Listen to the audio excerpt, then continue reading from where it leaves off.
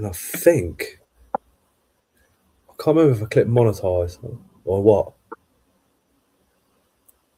Looking at the phone because I've got it on there for the comments. It's easier. Oh right, okay. Nothing. Is it on? I think so. There we go. We're on.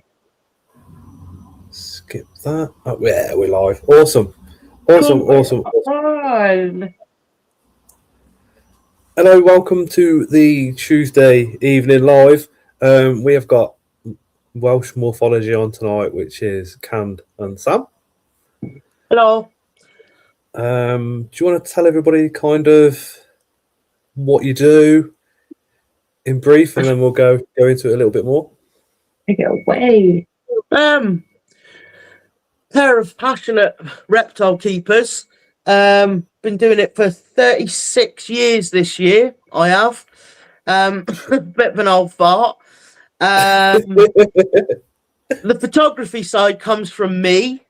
And Sam's normally the silent partner, but she is the backbone of Welsh morphology, basically. I'm the poop cleaner. She's the poop cleaner. Yeah. Yeah. I like how you just say photography. I was thinking back to a conversation we had about it being pics. Can you remember? Yeah. Photography, yes. But your photography is not just photography; it's an absolute another level. I think I'm out of practice at the moment. I think I've got a need to practice. GBB print from you, and the solar system as well. Oh yeah, cool. Some of my Astro. Just incredible. You need more spiders. Yeah. Take more pictures of spiders. She said I need for the spider people. Yeah, she said I need to take more pictures of spiders. So. Hey, Mad Exotics. Hey, Andy. Hey, Bug Room. Hey, Tim. Tim's in chat as well. Hey, Tim. I'm sure we can find you some more spiders. We've got 9. We've got 9. That's here. all we got. And how many reptiles? Rookie numbers. I know, spiders? Rookie numbers, right? I definitely need more.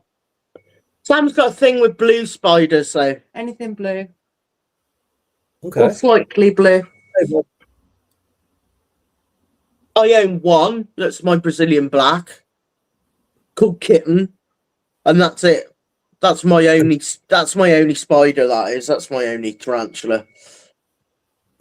All right, we'll have to do something there. Yeah, I know. We'll have to do something about that. She keeps telling me as well. We'll have to get you to a show in the afternoon. Job done. Yeah, I would like to. Honestly, I really would like to. Yep. I'd like to actually meet you because I've known you for ages now. 8 years? 7 or 8 years? Something like that. Something silly like that. Yeah. I'm concerned that if we go to a show, my bank account will cry at me. Yeah, probably. It's my bank account.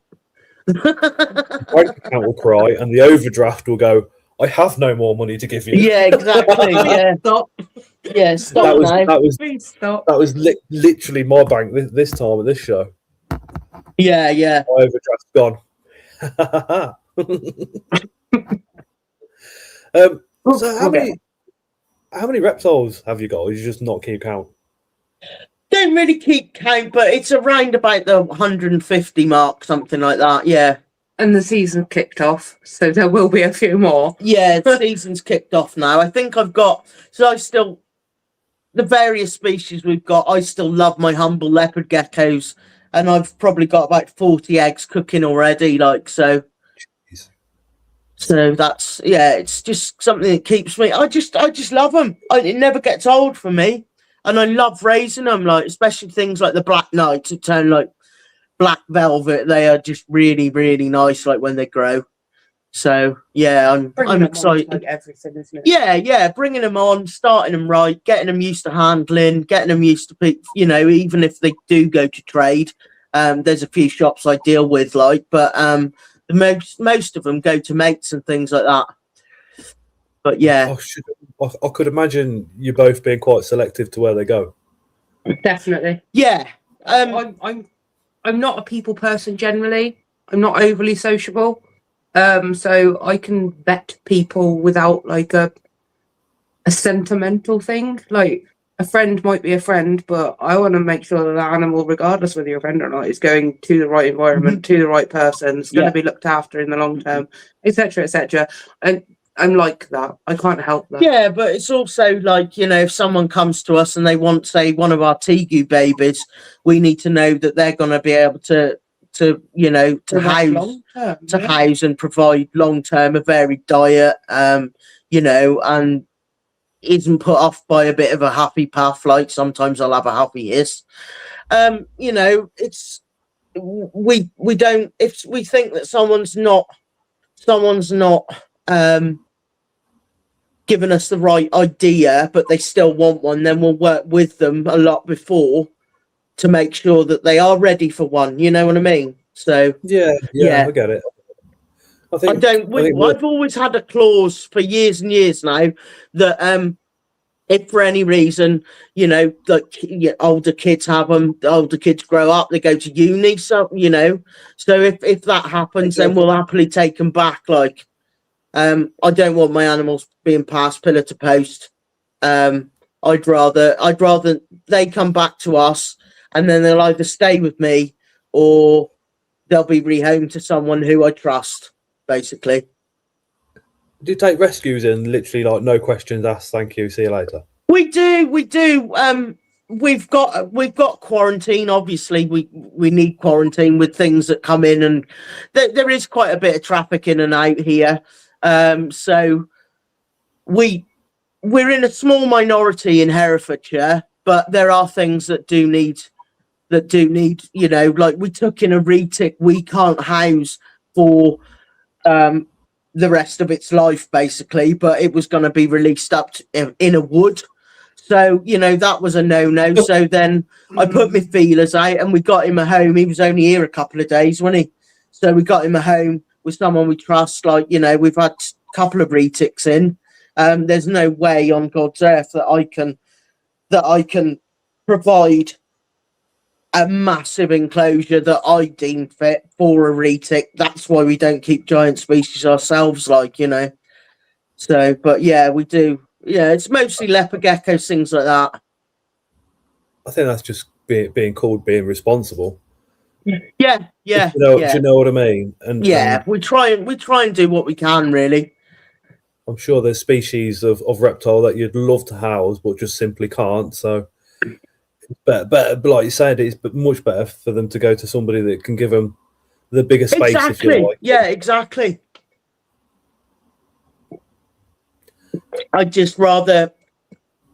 That's my limits. Like I couldn't possibly take on a giant now because I'd have to downsize what I was keeping, and what we keep is what we want. Is what we want to keep, really. You know. So how long have you been in the hobby again for? Sorry. 36. Well, 36 years I've been keeping this year. So I started when I was 8. That's 23 for me. Yeah, 23 for her. Yeah. It's not a hobby, it's a lifestyle. Literally. Hey, Bastion. Everything. As soon as you wake up in the morning, it involves animals of one or the other. This house is not for us. No, the house is not for us. It's for them. Yeah. It's always like, you know, friends at work talk about it quite often, and I'm like, unless you're in it, you don't understand how much time a lot of spiders take up or a lot of animals take up. Yeah. And it's not always a case of you're not always doing maintenance, you're not always doing anything. You can just be like sitting with them and just observing them. Just want to go and look at things. Just go and look. Even looking at them takes time, though. You know what I mean?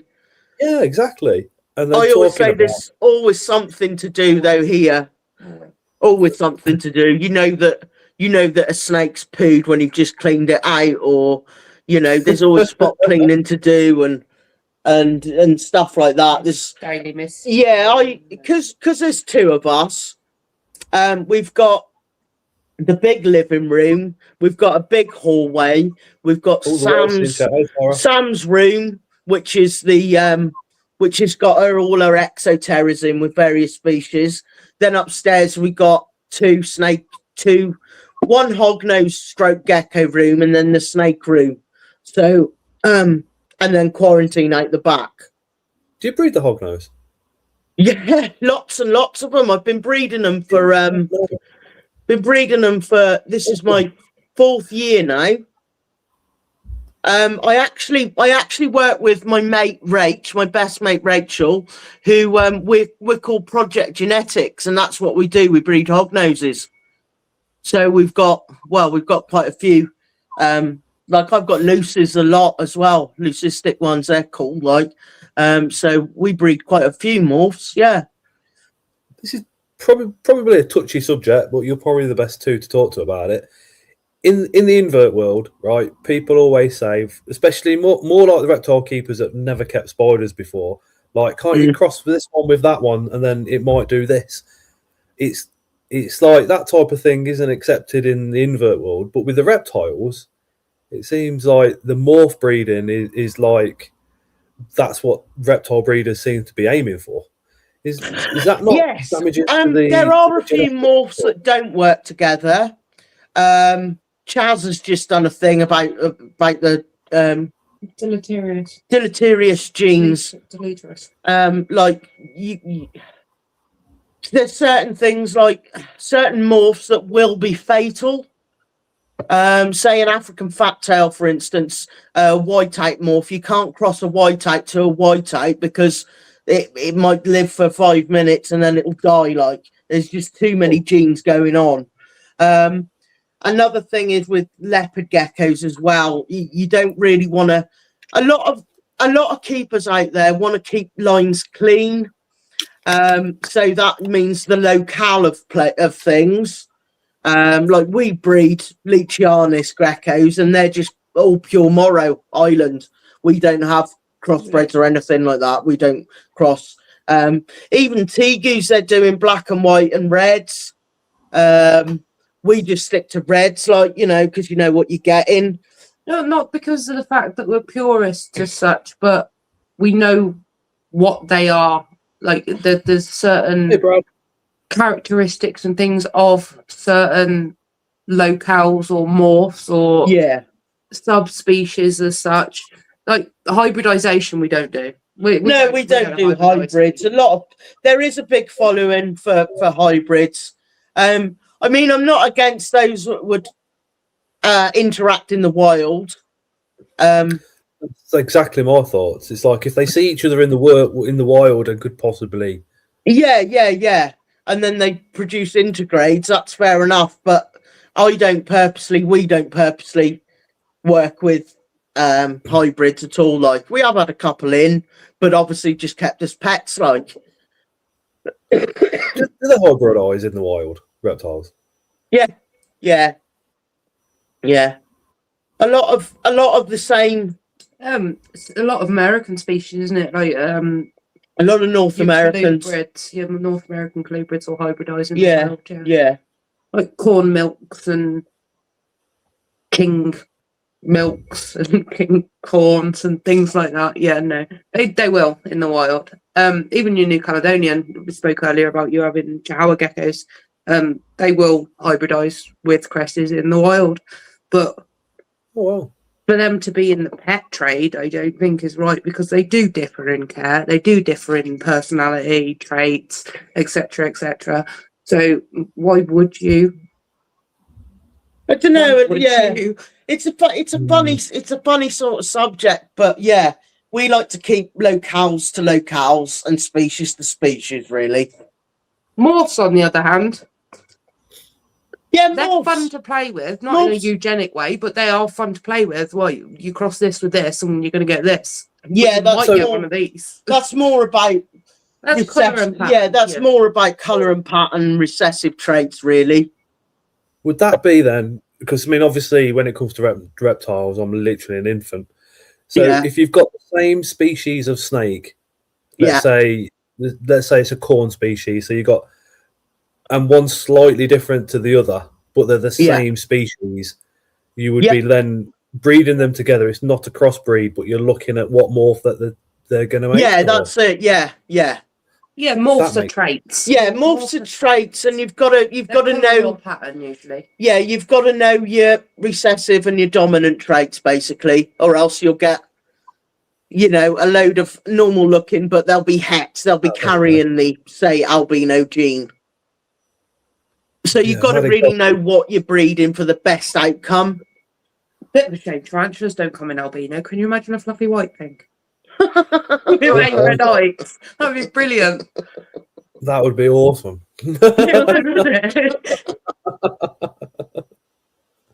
That would be absolutely awesome. So what got you into, question for both of you, what got you both into reptiles in the first place, or animals, full stop? You go first. I don't know. I was always absolutely mad, even as a little tot, with anything cat related, anything bug related. I used to go and catch grasshoppers and then let them go and then study them, and bugs and beetles and moths. I love moths. And then I'd always used to watch like wildlife programs with my granddad, and then he'd tell me about Burma and the Burmese pythons and all that stuff. And then I don't know, I just I got my first lizard when I was 8, and I was absolutely lizard. Then before then I was like, what do you want for Christmas, Can't lizard? And then my big brother bought me a lizard. No, I bought my first, well, I went with my parents and bought my first lizard, and then it sadly died. And it was a long-tailed lacerta, which they call them long-tailed skinks, I think, in the trade.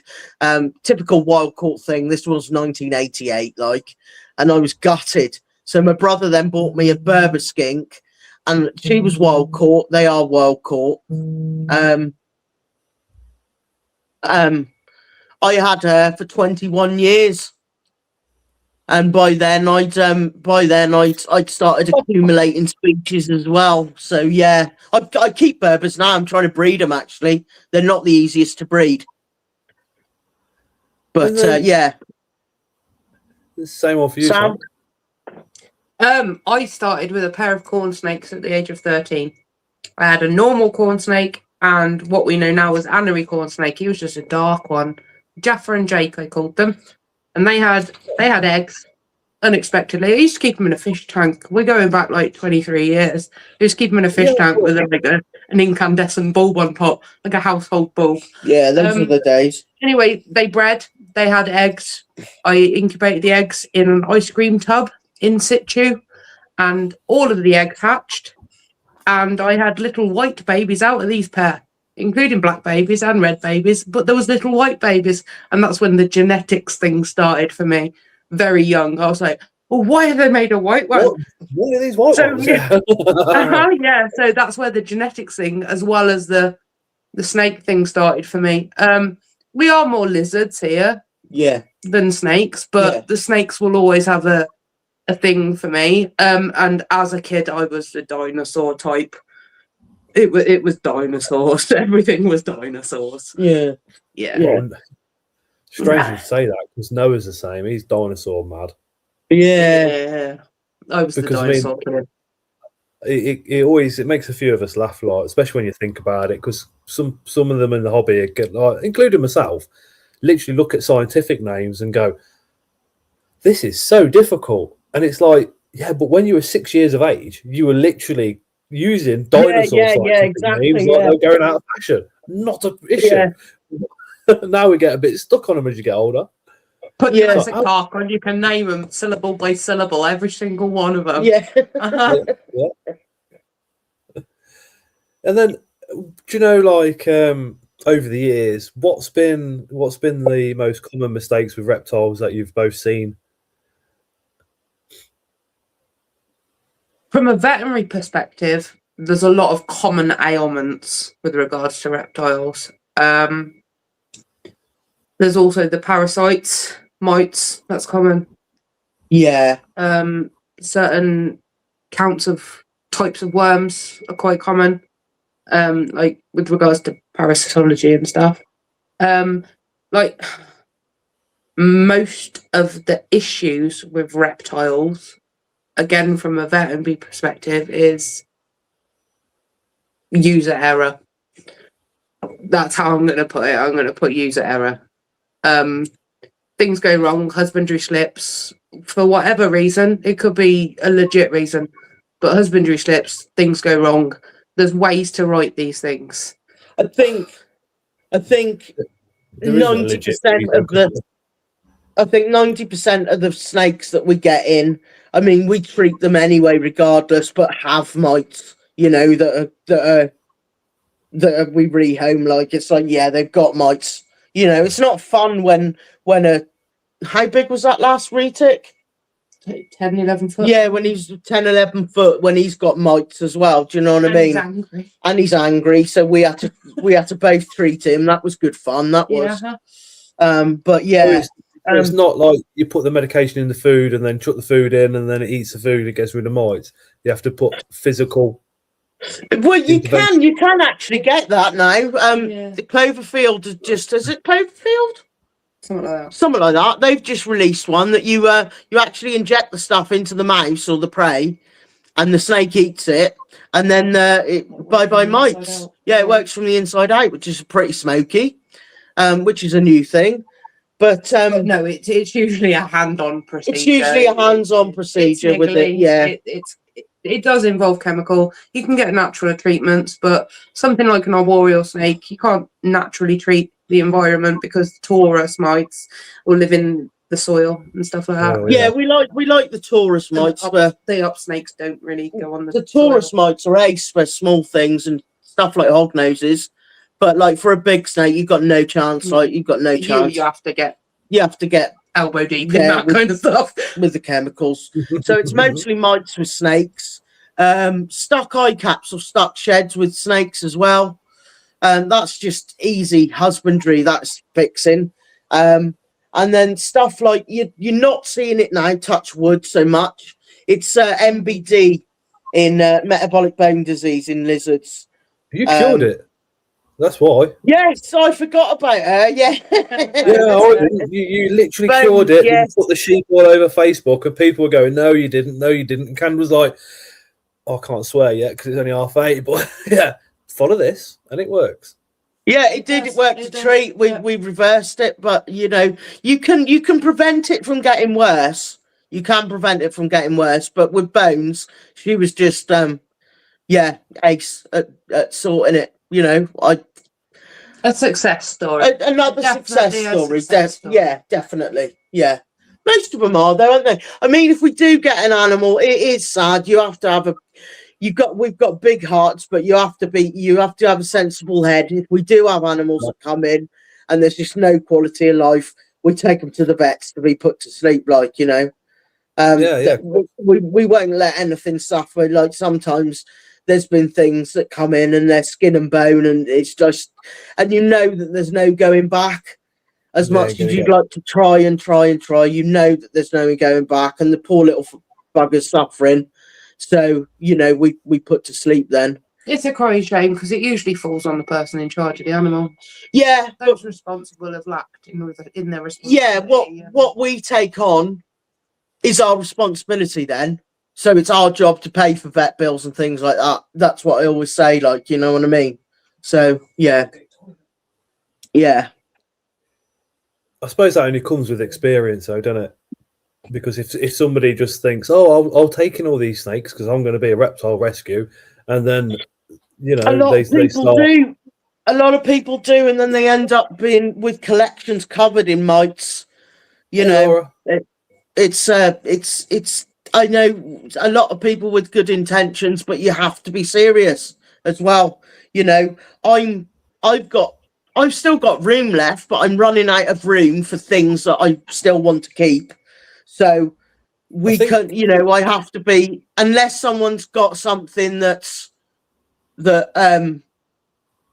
I can house properly for a long time, or I think, you know, it's hard because say we get a 3-legged bloody dragon or something in where another dragon's bit its leg off. I ain't getting rid of that. There's no that's horrible. I didn't mean that. I'm not passing that on because the poor little thing's only got tripod, so it's staying here, like, you know. So a lot of a lot of the rehomes, I say, oh no, I'll find somebody, I'll find somebody that I trust, and then they stay here, and then I've got them for years. Then, like, but it's just how it goes. Like sometimes it's a head heart rule, it just depends. But yeah, normally it's with our heart that we feel. So it does hurt when things have to be put to sleep, because that poor bug has been suffering so long. Like I think, like you said, I think the emotions, you just have to turn them off, don't you? And just get it done, and then turn them back on again. Breeding as well. It's the same with breeding. Certain things don't make it, and we just say it wasn't meant to be. Then it wasn't meant to be. Like last year, she had 27 tegus, and one died. Did he die?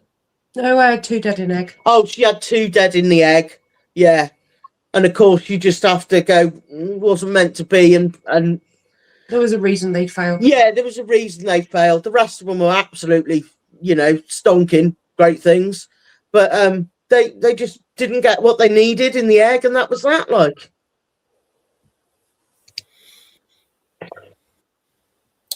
What do you think keeps you going in the hobby? Definitely the animals. It's all about the animals for us. Yeah, definitely. It's not about, like, even my photography, it's not about showing off. It's about showing, especially the more common species, in another light and a different angle, to show that they can be very beautiful. Like, I like doing macro shots of things like leopard geckos, corn snakes, things like that. And people say, oh, what's that? And I'll say, that's your corn snake. And they'll say, really, is that corn snake? And I'll go, yeah. He's only got one eye and he's got a stumpy tail, but that's his best side. And they'll be like, oh, that's fascinating. So it gets people thinking that, just because, what trade people to buy, they do B grade, a B grade or not perfect animal can be absolutely perfect. Do you know what I mean? I know it's a horrible thing, isn't it? It does my head in, because it's just like, how can you grade it? It is an animal. If it's missing a leg, whoever wants it knows it's missing a leg and can see that. Exactly. You're demoralising the value of the animal already. Like, we'll get it's missing a leg. I'll have it 50 quid. Just get rid. Yeah, and then whoever takes it on is like, yeah, I'll just stick it in a shoebox. It'll be fine. Yeah. You know what I mean? It's just, yeah. It kind of lowers the standard for that animal before it's even being sold, if you're going to classify it with like B grades and things like that, I think.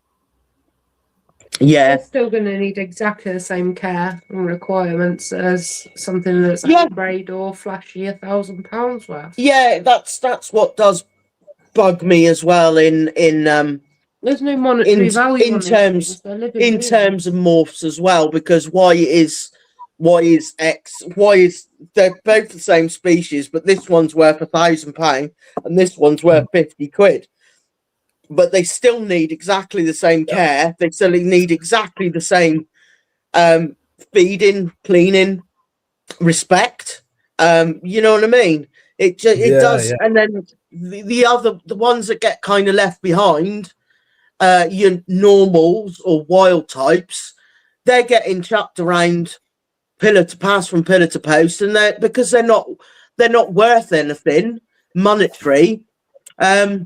You get this, which I hate, can't breed, so won't pay to feed sort of ethics. Do you know what I mean? They want shot when they're not worth X amount and that lot. It's like when all my hog noses, the market value's going down now, but I don't care. I love breeding them. Same with my Leos, I do stick to my projects. I have got a lot of projects, but just because I'm not using them to breed, it doesn't mean that they'll be going elsewhere, because I didn't buy them for that. They're pets first and foremost. Breeding isn't the be-all and the end-all to us. We're keepers at heart. And if we breed, then yay. But I know whatever we breed, I can keep, I can house as well if they don't sell for some reason. I get some strange looks in the hobby when I say, no, I don't really breed the spiders very often. And they're like, Yeah, what? yeah. And I'm like, well, dad's in care home, mum needs a bit of attention, 3 kids and a wife plus work. If you add Yeah, 200 slings to that, and then maybe Yeah. 200 slings of something else, I haven't really got the time for that many tiny, tiny babies to be, No. A lot of work, isn't it? Especially with spiders. I mean, plus I don't really find it like an attractive part of the hobby for me. I like the setups. I like to get them as perfect as I can and make them look real nice, as well as being really good for the actual spider or whatever it is that I'm doing. Do you know what I mean? The breeding Yeah, you part like us, a keeper at heart. yeah, it's right in the background somewhere. I'm not too bothered about breeding at all. No, like a lot of people have been on to me already, and like because we brumate things over winter, a lot of species go down cooling over winter. They're like, "Oh, what you breeding? What you breeding?" I'm like, "Well, hang on, they've only they breed. they've just come round out of off a 5 months cool." And they started to eat again, and we're watching for things like poos and food going down, and giving them health checks and stuff. It's like, hold your horses, If they want to do They've the got to thing, be in they can do optimal the health thing. before you think about it. Yeah. Yeah. If they want to do the thing, or people say, "Oh, I'd like one of those. How much is it?" It's like, oh, I don't know. It's not been bred yet. You just wait until we do a happy egg dance. We do We do the happy egg dance. Yeah, We do the happy hatchling dance. We do the happy first feed dance. yeah. I mean, I suppose though. I mean, if you're keeping like wanted reptiles and you're putting pictures of them on Facebook, you're going to get people going. Or if you've got a male and a female there, you're going to breed them. Oh too. yeah, Yeah. If you do, can you message me as soon as they're ready? Shooting yourself in your Yeah, you do. I don't mind it. I don't mind that so much, but yeah, it does. I'm still a keeper. I'm always gonna be. Always gonna be. It wouldn't matter to me if they said you can't breed any more reptiles now. I'd be fine. I'd keep them. Yeah, fine. Yeah, No problem. and that's that. They're still my pets first and foremost, and that's that. Like, Do you think it'll ever come to that? Do you think the government will ever say you can't breed these, you can't breed those, you can't breed these? It's treading a fine line at the moment. yeah. There's more sway their way than there is our way. Like, it's a difficult one at the minute. Yeah, there's things stirring at the moment, but yeah, especially with the Or just people coming into the chat. Oh right. Well, hi. Hi. Yeah, I don't know. I think it might come to that one day, but hopefully not in my lifetime anyway. Hopefully not. Have you still like under CITES like we are with the spiders and things like that then? Yeah. Yeah, we've got a few CITES species here. So you can buy and sell the babies, but the wild caught are just illegal now, is it? Yeah, basically. Yeah. There's again, that's a tricky situation because wild caught after 3 months legally they can be long-term captives. Yeah. And then you can breed from them. Yeah. That's not even long enough for quarantine, as far as I'm concerned. That's somebody in government that don't have a clue, and they're going, it's just a pencil pusher. Hey, Chris, then. Yeah, it's I tend to watch the reptile, what I deem politics and all the goings on. I tend to keep watch, out of it as best we can. we'll try and keep out of it. But like, if a petition needs signing, we'll sign it. That sort of thing. If things need sharing, we'll share it on Welsh morphology or on the pages and stuff like that. So we're behind the people that are trying to fight for our corner, like responsible reptile keeping. We're behind those 100%. It would have been nice to see that say responsible reptile and invert keeping. Yes. Yeah. Because reptiles are covered by the RSPCA. Inverts, you can just abuse the hell out of them if you wanted to. Oh, right. That's nice. Exactly my point. Oh, okay. and I didn't realise that.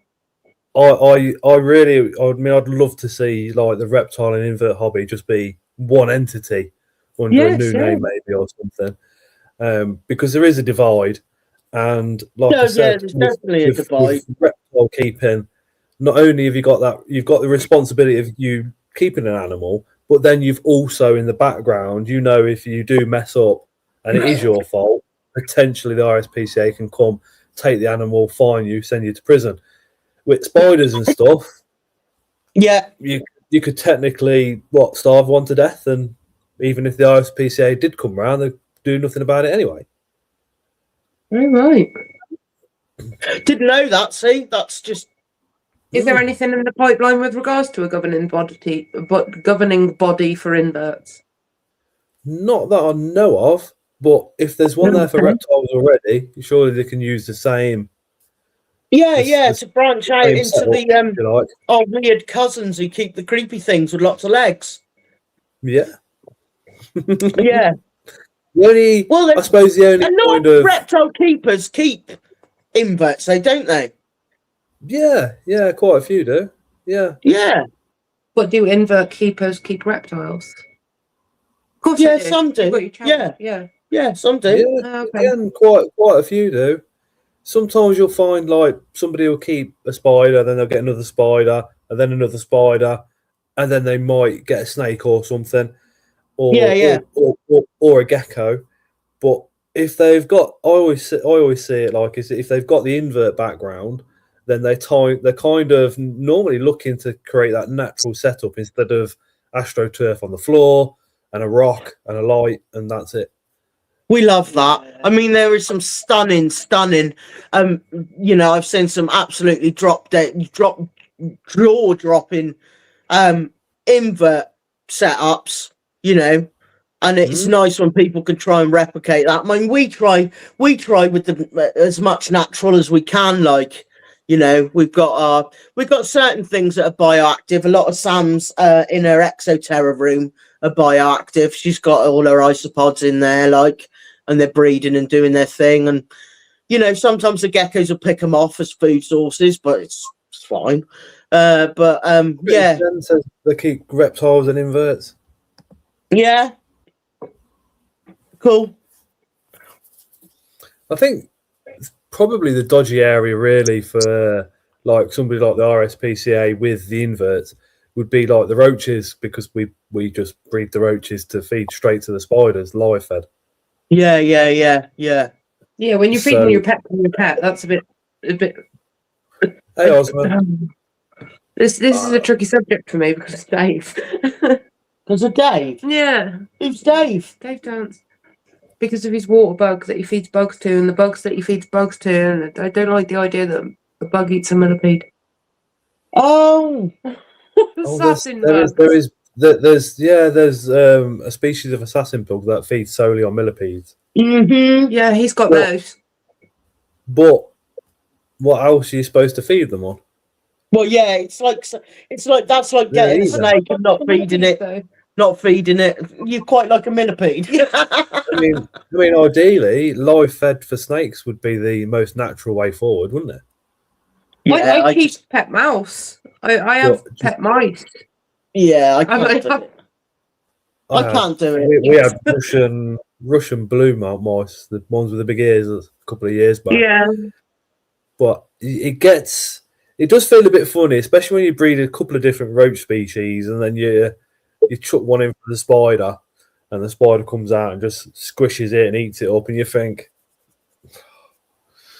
bye roach. Yeah, I don't know. Yeah, they're bred for purpose. That's you have to kind of pretty much. That's the same thing. That's the same thing as like I get my mice from I use Boss Rat and a couple of other places, and I try and get them that they are looked after as ethical as possible, and they have a good life, and they're clean. They don't want for nothing, if you get what I mean. Like, and then I know lots of people that actually breed their own, and then dispatch the mice, or multi-mammates, whichever. and that they feed fresh killed, like, and that's what they do. Like that's fine. I can't do it because I haven't got the heart to do it. I need to.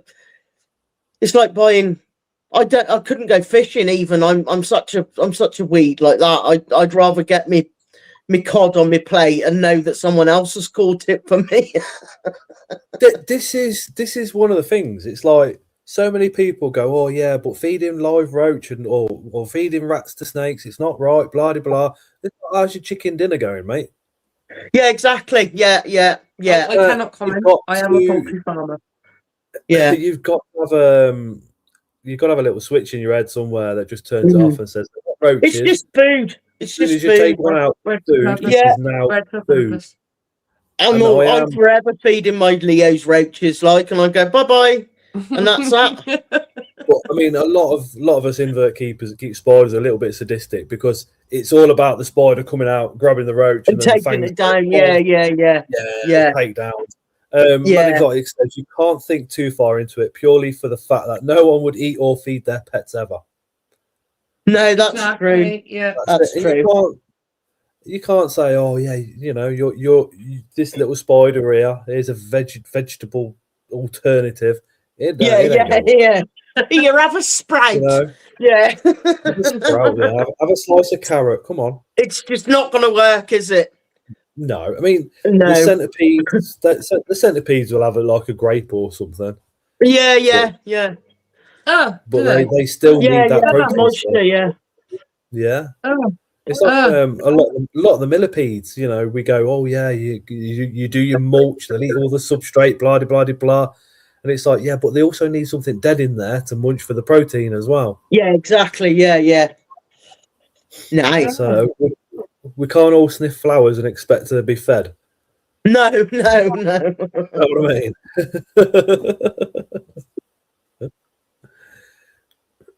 But yeah, I mean, my dubia colony, you find like a lot of people heat the actual box up to 30 degrees because they breed better and all this, that, and the other.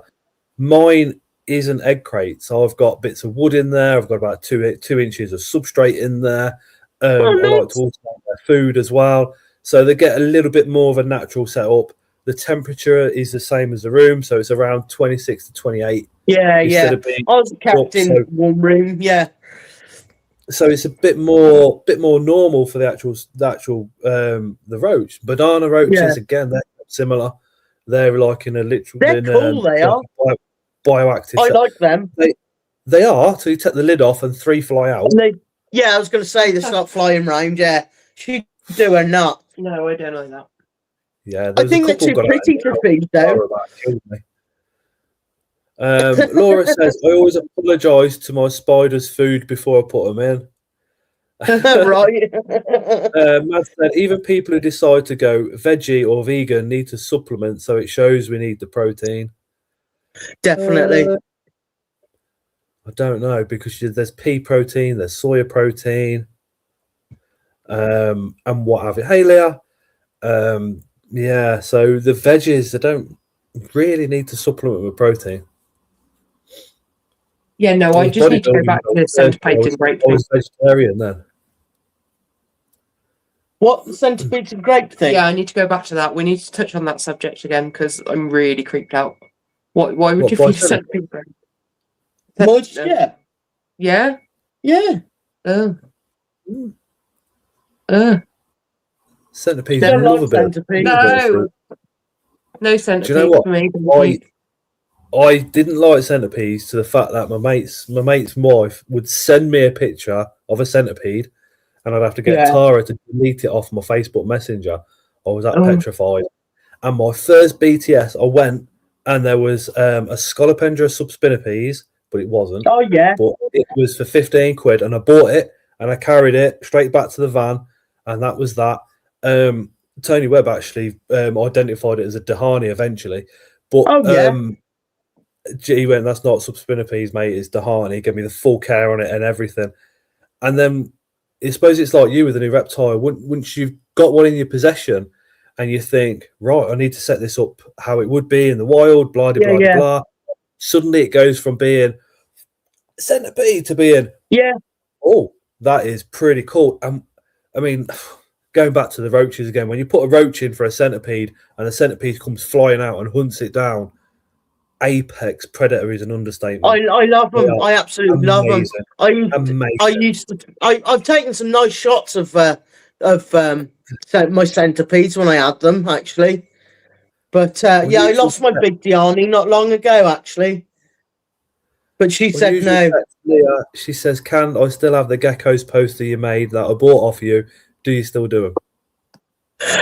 I do, but give us a minute. Yeah, give me a minute. I started to take. I had a break. I had a long break, and then I started to take pictures again. And then sadly, my mum died, so that just went out the window. And then my dad died, and that I just haven't got back into it. But there's lots of people waiting for lots of things. I've got lots of species that I need to photo, and I've got to make a calendar again. We've got 4 minutes till 9 o'clock, so we can swear and have an adult conversation. All right, cool. Touch on the can disappearance at that point. Do you want to touch on the can disappearance at that point? Yeah. Yeah. When you're doing your macros, do you still literally do it freehand? Yes. Yeah. Basically. No.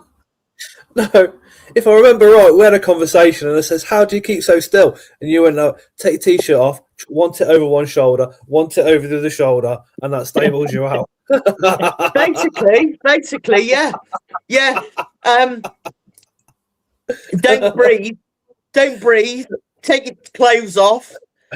There was a funny story about me not wearing clothes, and I was taking a photo of the Venezuelan sun tiger, and it jumped on me, went over one boob, down my back, down my bum crack, round the front, and ended up on my belly. And I was like, "Oh my God!" And I was naked. This was like 2 o'clock in the morning. I was taking pictures of it.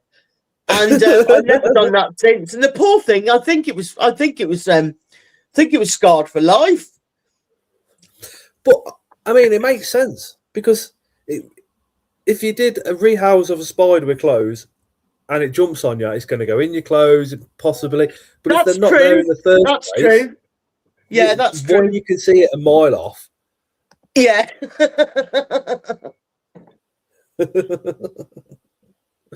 I've never done it again. 9 o'clock. Chris may come in, I don't know. But from 9 o'clock, we do have adult conversation. We do swear. So if you've got any kids that are around or watching, probably best to move them. Because you know what I'm like on Tuesday. I literally swear like a builder. We're all rolling a fag now. Yeah, I do need to do some more photography, and there will be some coming. I can't say what species that I'm doing. I do really like to take pictures of the inverts as well. I find them fascinating because it's different. It's different to me from reptiles. You know, it's capturing. It's just another angle on it, and you see, you know, like I really like the tarantula hair. When you see a little quiff sticking up and stuff, when you get like the eyes and then a little quiff sticking up, like that's obviously you don't get fluffy reptiles, so that's completely different. That's really cool. Like it's different. Like I've noticed going through, like I mean, especially when you're videoing with a macro lens, it's like you don't see the hair separation so much in real life, but you do it through a macro lens, and it's like, oh my God. And I've got a thing for spider carapace, and when you look at that through a macro lens, it's like, oh, I didn't even know that was there. I know it gives you a new dimension to it, also almost, doesn't it? Like, it's really cool to see things that you wouldn't notice. And the claws and the paws of the tarantulas breaks everybody's heart. Yeah. I think like I've got a fascination with eyes, especially reptile eyes. the eyes that you see are just fantastic, and frog eyes as well. Like, they're just phenomenal, absolutely phenomenal when you see them up close, and you're like, wow, I didn't know there was that much in there. You know, the details inside the eyes. I mean, I think it's because when we look in the mirror, we see white, we see a colour, then you see black, and that's it. When it comes to reptiles, it's just like, how is all that an eye? How have you got all that detail into an eye? Yeah, we were talking about chihuahuas, weren't we? And they've got fascinating eyes. They've got wicked eyes. They have all the veins and stuff going in them. Even on the phone, even the phone lens picks those up. Yeah. They are really standoutish, aren't they? Yeah. So it is 9 o'clock. We do swear. We do have adult conversation. If you're affected by sensitive subjects such as family death, addiction, and stuff like that, probably won't want to watch maybe the next half an hour. Just put warning out there just in case. It's going to get deep, guys. Where did you disappear to there, Cand? Oh, down a rabbit hole. Down a rabbit hole in Herefordshire, basically. Yeah, we moved from Wales to Herefordshire when Sam got a new job, a manager's job. We moved to a farm, and then just, I don't know, we had a series of unfortunate events happen in life, like we have before. We stood through them. Then we got this place, but by that time, things like daily drinking were taking its toll. Basically, I lost my job. Yeah, I became a manager, and I lost my manager's job, which meant that I lost my house. Yeah, we lost the house. So I lost the farm, I lost my job, I lost the house. Yeah. We lost the beagle. Yeah, we lost my beagle, my old beagle. She was 15. Just stuff like that. Stuff that people could... Life happened. Because I'm diagnosed bipolar as well, I do take things harder because it's an emotional disorder, basically. I do take things a lot harder than some people can. So obviously the only way I could sort it was to get out of my head after I'd done all the rounds with the animals, knew that they were safe, priorities basically, know that they were fine, and basically get out of my head every night, really. Yeah. So there was no time for photography. I used to always have a drink whilst I was doing my photos as well. And that was okay because it would slow me down drinking. I'd be excited to see what I produced. And I was doing it like in a healthy way. But then I wasn't with this lot because it was just binge drinking. I can physically drink a lot. I'm a big gal and I can physically drink a lot.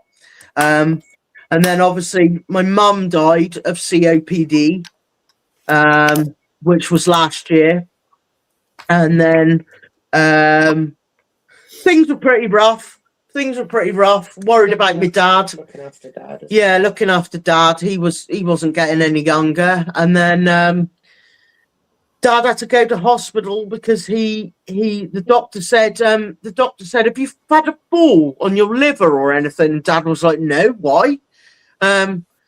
And looking for scans, and then I went with him for his test results. Yeah, we went for Sam, took him for his test results and that lot, and then came back and they said it was cancer.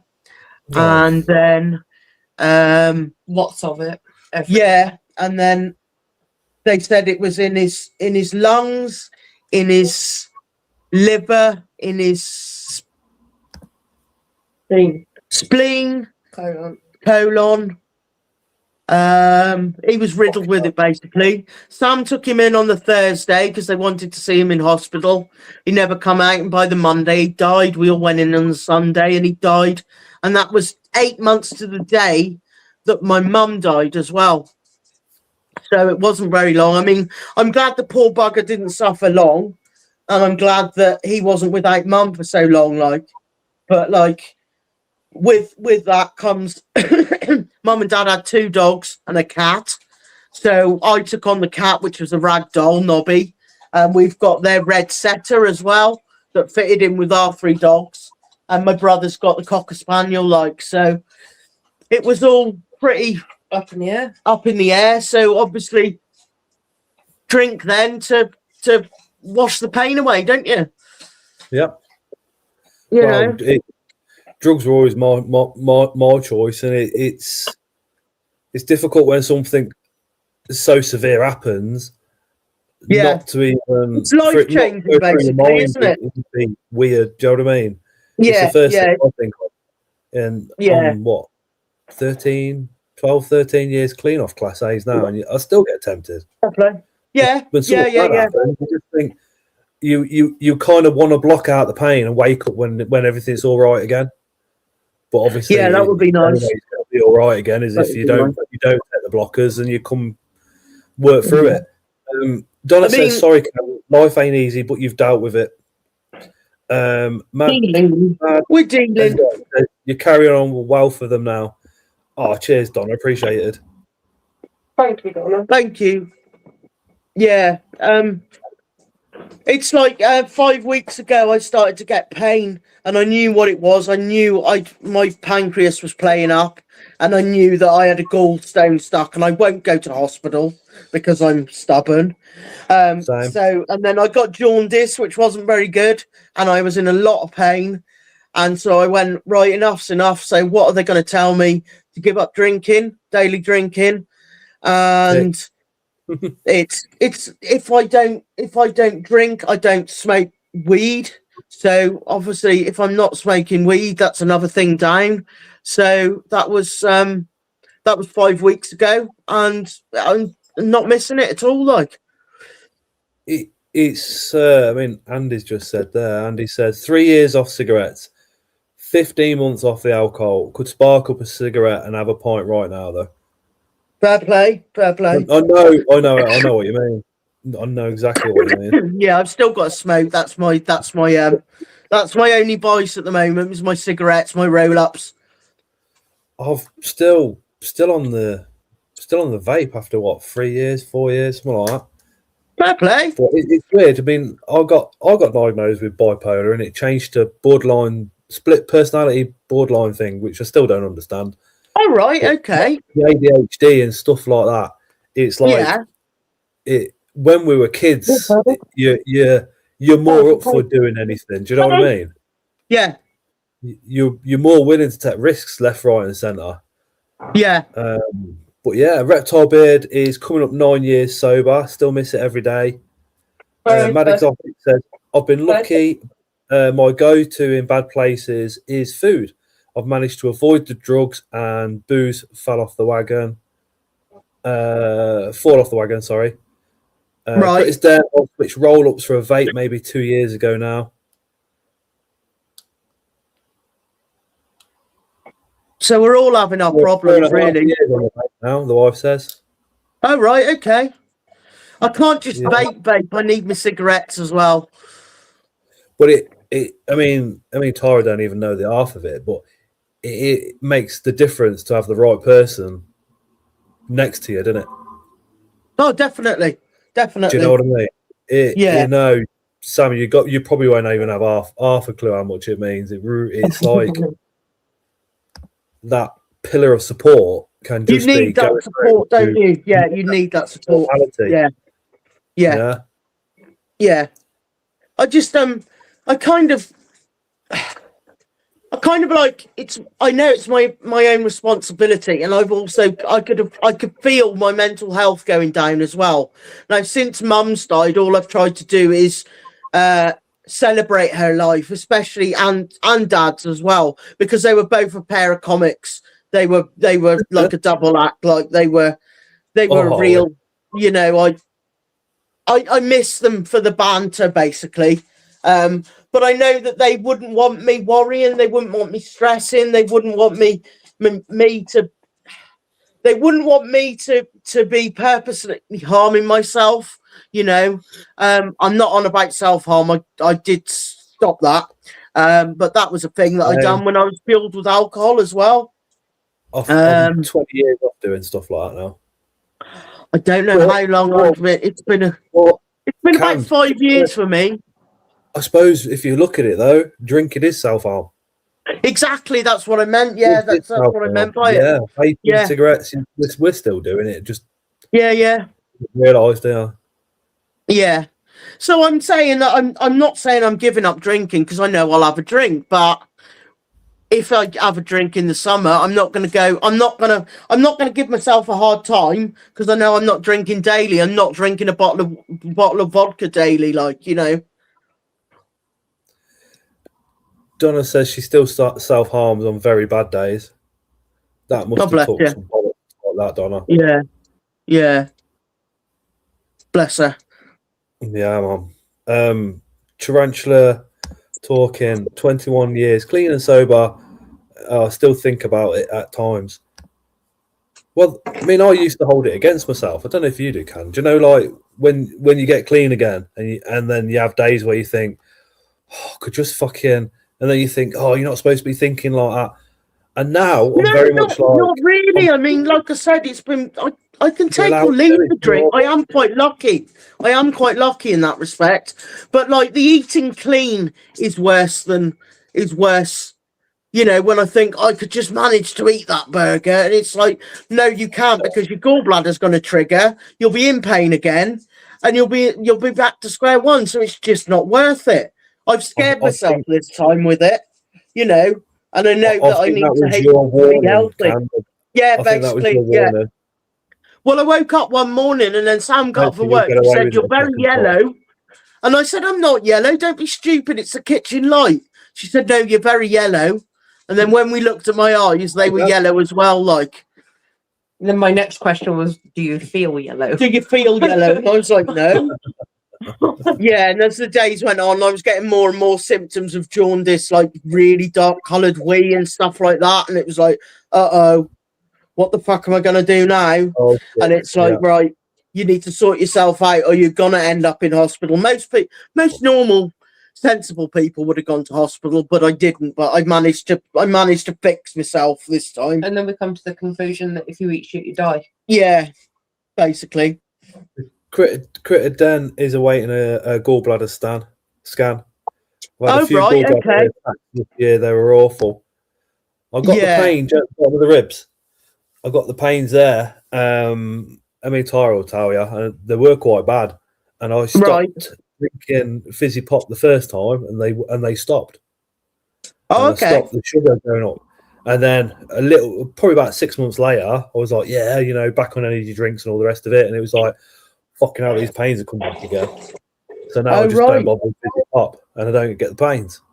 See, I was a cereal, my diet Coke and that lot, cereal pop drinker, and I've given them up. I didn't realise I was giving it up, but stuff like coconut water and no sugar squash quench my thirst more. I mean, I've got a Monster tonight because I needed to stay awake. Normally I'm in bed by 6. I really am, like, but yeah, I don't even fizzy pop anymore. No. I was having pre-workouts for the gym, which got like 200 milligrams of caffeine, right, and getting a coffee at work. And I was at work and I was going, oh yeah, sound. My heart's beating. That means I'm going to have a fucking heart attack. And it started making me paranoid. And I was like, oh, do you know what? I'm just going to stop these pre-workouts. And I did. And I have, like, instead of having 3 scoops like you're supposed to, I'll have 1 on a Saturday because it's a big chest day. And okay. And I had the 1, but it was the very bottom of the of the actual thing. And I think fucking some of the shit must have gone down to the bottom or something. Oh, no. Because the weight, the heart was going boom, boom, like this. And I was like, put the weight back down. It took a fucking hour for it to stop. I thought, that's me pre-workout fucking finished. Yeah. Right. Wow. I think when you're younger, that high caffeine content. Yeah. Well, you get older, and it just don't work with your brain, does it? After I have to limit myself to like 3 cups of coffee, you know, and that's over a long period of time, and that's because I get silly off it as well. But I can't stick the palpitations. Oh, we've got another guest join us. This is Birdie, everyone. Oh, hello. Laura got rid of her blog, Anna. gallbladder 5 years ago. Have to eat clean, and she's lost 6 stone since then. Fair play to you. Fair play. A week ago, had the kids leftovers McDonald's, ended up as 6 hours of pain, bloating, breathing issues, and vomiting. Oh, dude. Oh no. I don't know. Poor bugger. Yeah, it's mental. It is mental. It's like, it's it's amazing what food can do to you. Food and drink can do to you. I was eating a ton of protein, and I was thinking, just like I used to, when I was 30, I used to smash shitloads of protein, not a problem. Yeah. Then when I did leg day, and then I went to the toilet and spent the week with like the worst case piles of my life. Oh no! I've never had them like that before. So I went to the toilet, and I was like, in like literally 2 seconds, I diagnosed myself with bowel cancer and gave myself about an hour to live. Yeah. And then I started looking at it and going, oh yeah, it's this, it's that. And then I went on Amazon and I bought like the anusol stuff, but I bought the suppository. So I opened up the packet, these little fucking tube things like that. Bullets. And I looked at what? Am I supposed to squeeze the cream out? And she's laughing. And I'm like, oh, I was like, no, I can't do that. And then she got me the cream. So I opened up this cream. Oh, right, yeah. And I was like, oh, yeah, wicked. Put your bit on your finger. You just do what you got to do. Job done. But then with the cream, there's like this little fucking pipe thing. And I looked at Tara. The applicator thing. I was like, I'm going to have to, aren't I? And she was like, yeah. I was like, fuck's sake. Oh, dear. But I blame that on the protein because it just clogs you up if you have too much. Yeah, I tend to eat a lot of chicken breast. I eat a lot of. Yeah. Oh yeah. And get my veggies down me, and my fruits down me. Like I do. I enjoy the food. We cook a lot as well now, which is something we can do together. Like, which is really good because Sam will sometimes have the same meals as me as well. Like, but I cannot eat anything processed. It just kills me. Really does. The wife says it was hilarious. Yeah, thanks, babe. They tell you though, processed food's shit, and it's not like till you get a bit older and you go, oh, actually, I've got some aches and pains in my knees. Yeah. You think, oh, well, I had a kebab yesterday. Yeah. And then you don't think anything of it, and then you go, oh, well, yeah, you have a KFC another time, and those pains come back, and it's like, it's a processed food. It's I just can't. I honestly cannot. Tell you what started it off. I had a Greg sausage roll, and I was in agony all that day. And it started from there, and that was like 5 weeks ago, coming Saturday. And then it went from there, and I was quite poorly. But I just wouldn't give in, and I wouldn't go to hospital. The last thing I want, because I don't want to leave my animals. I don't want to leave Sam, It's just scary, isn't it? That's what I think. I'm just scared, fucking scared shitless of hospitals. Yeah. Even visiting somebody, that's fine. I could deal with all that, but if it's myself, no. Okay. I mean, I still go in Greg's every now and again with work. There's stuff that I can buy. It's called 2 boiled eggs in a packet. And oh, right, yeah. It. I'd be all right with 2 boiled eggs. I think that's all I could have as well. And maybe a salad without dressing or something like. They've got the ginger shots and stuff like that in there. They're quite cheap. Yeah. That's supposed to be anti-inflammatory, but it's meant to be very good, ginger. Isn't it? They are. I've not tried them yet. I really want to try it. I love ginger. I was going to say that if you've got an issue with ginger, don't go anywhere near it. I absolutely love ginger. Yeah, I have been looking. The turmeric one's a bit weird. But, yeah, I can imagine that would be. Yeah. When I had a can of Monster as a new flavour, left me with 6 hours of severe reflux and bloating. Oh no! Yeah. I bought a Monster the other day, and it's still in the van. Oh right, I've got I feel a bit tired. I'll grab one of them, and it's still sat there in the van now. And I'm like, I've got a zero energy, zero energy, zero sugar is the ones I have. I've got peachy keen at the moment. That's all right. That one. Mojo ginger shots of fire. The wife says I love gingers too. Yeah, I'm a ginger too. Oh, tell me about it, Donna. How do you think your animals have kind of helped you along the way through all of it as well as? So much, so much. Having to rely on you. Yeah, because they rely on us.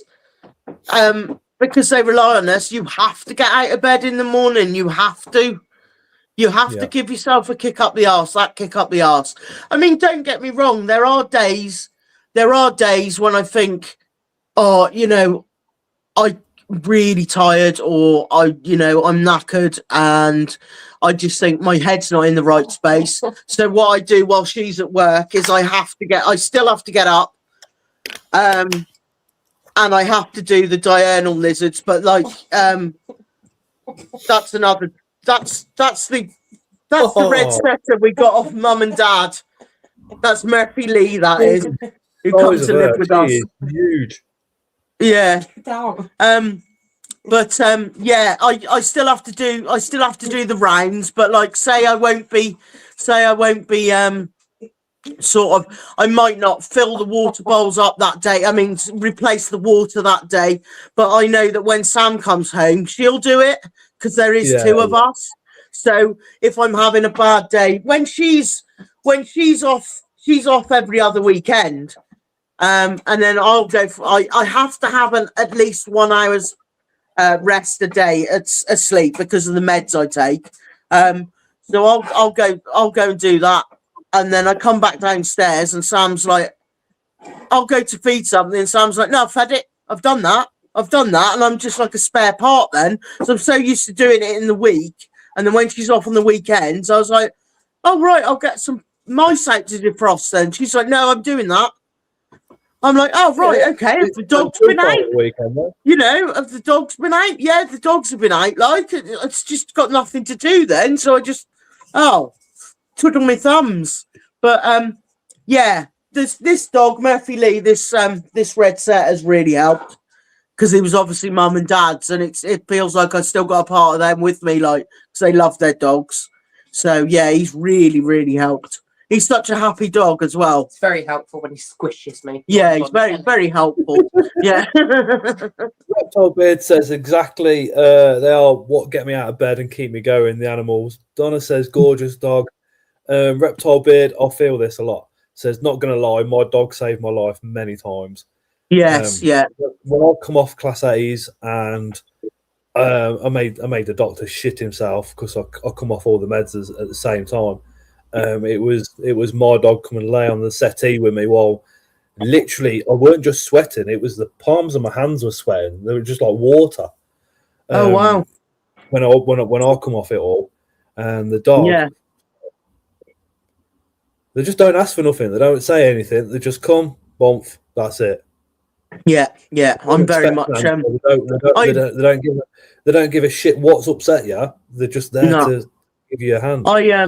It's nice for me to have a dog, because we've got 3 other dogs. We've got Birdie, you've met, is a cane, of course, across American Bulldog, and then we got our Great Dane, and then we got an English Bull Terrier as well. But they're very much Sam's dogs. So it's nice for me to. Murphy Lee's very much my dog, so it's nice for me to have a dog again.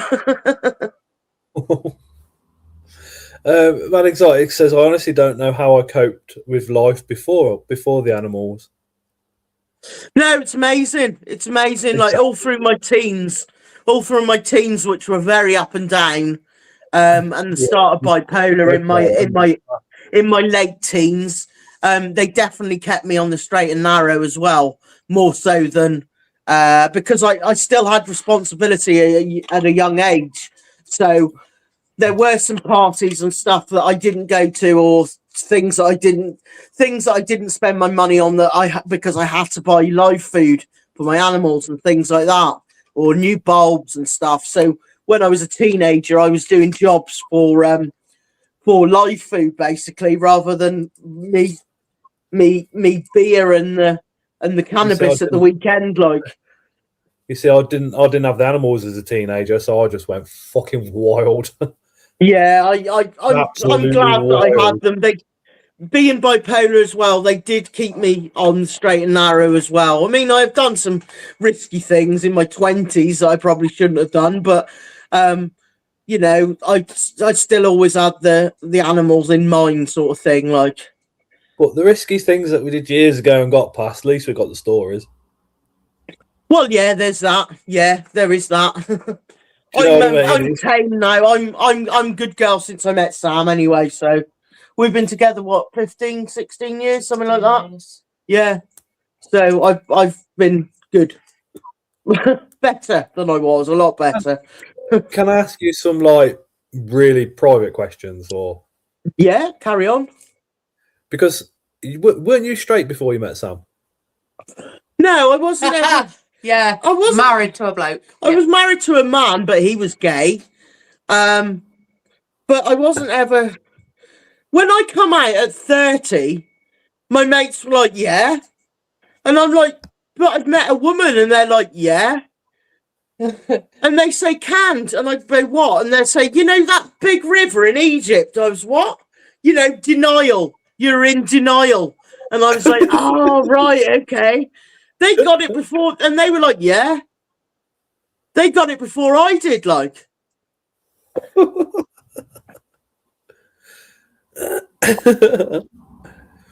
See, my oldest daughter was getting in trouble at school a lot, and I mean a lot. Yeah. She took a knife into school and all sorts of weird stuff, and she had long blonde hair as well, and she always wanted Yeah. it cut. And I said to her mum, I said, "You need to do something so she can open up to you, because I think she wants to cut her hair short because she right. did."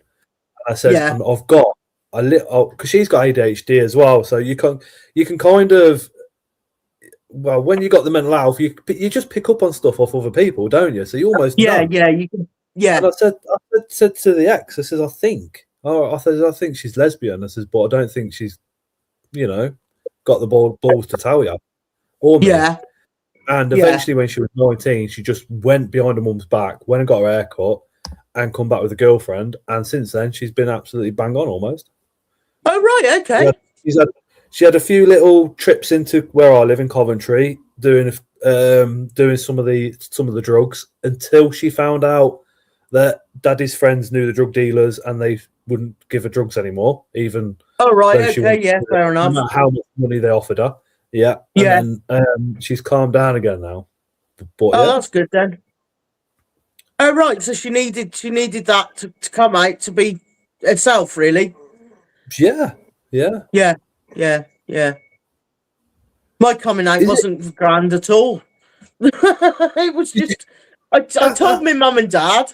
I was drinking Guinness at the time. My mum choked on a roast potato, and Dad was like, "Didn't you ever think, Anne?" And she goes, "Well, I knew she was a bit butch." And Dad was like, "A bit?" She set down the rugby players, man. Yeah, exactly. Yeah. I had the opposite with my stepdad. He was an absolute pain in the backside, because I got to 16 and I hadn't had a girlfriend as such or anything, and he was like, "It's all right if you like boys, you know." And I was at the stage where I was like, I'm not even thinking about girls too much, let alone like where I'm going. Yeah. And he just did it all the time. Like, I mean, he was just trying to be critical more than anything. And in the end, I think I was 19 when I got a proper girlfriend, if you like. Yeah. And he was like, "Oh, I thought you'd be gay." I was just like, what the fuck is going through your head, mate? And I remember when Sky come out gay, he was like, "Oh, I bet you don't like that, do you?" And I looked at him and I went, "You really don't know me, do you?" No. I thought, "You really don't know me."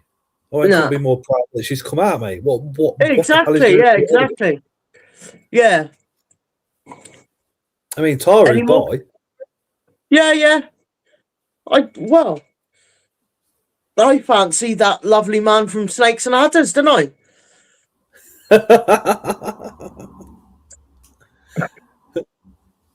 Who else did you fancy, bloke-wise?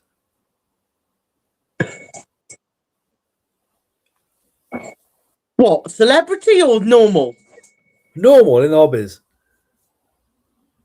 I think it's always been Chaz. I think it's been Chaz for a long, long time. I don't think there's anybody else. No, it's just him. I like our banter we have. We have banter as well. Mad Exotic says, why do other people's life choices have to affect us? I couldn't care less. Nah, nor me.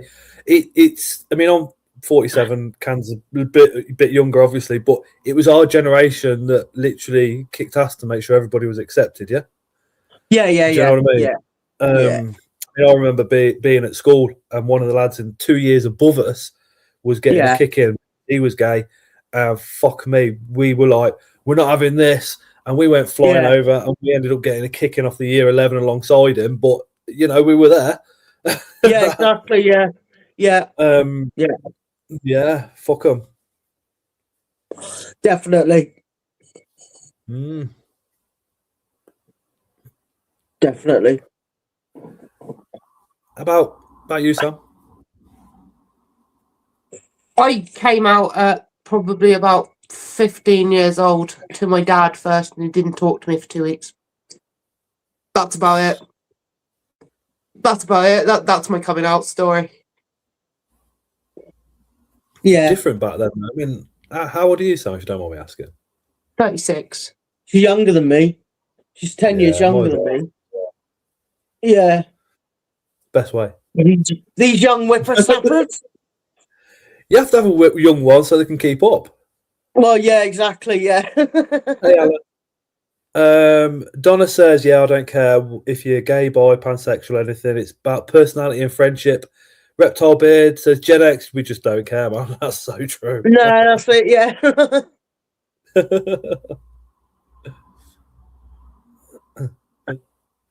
It's like the younger lot. They look at me. There was a transgender at the shop, and she looked at me like I was going to say something, and I was right. And the daughter turned around and literally said, "Your makeup is absolutely beautiful."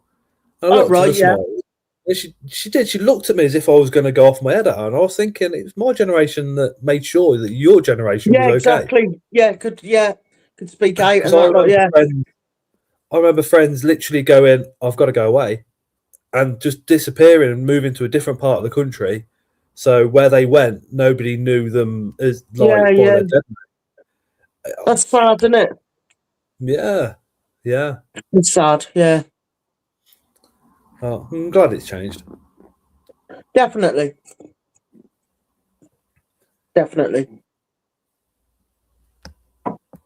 And let's face it, the animals don't particularly care, do they? The animals we keep don't care. I'm sure they don't give a shit. They're just like, yeah, make sure I'm okay. Have you had much grief for being lesbian in the hobby over the years, like years ago, or has it been plain sailing? No, never. We haven't had. Sam got called homophobic once. I don't know how that can be, but she got called homophobic. But yeah, apart from that, it's fine. We've never had any grief. I'm sure people talk behind their backs, but what they're going to say, like, we're a pair of lesbians. Well, fuck me. We are.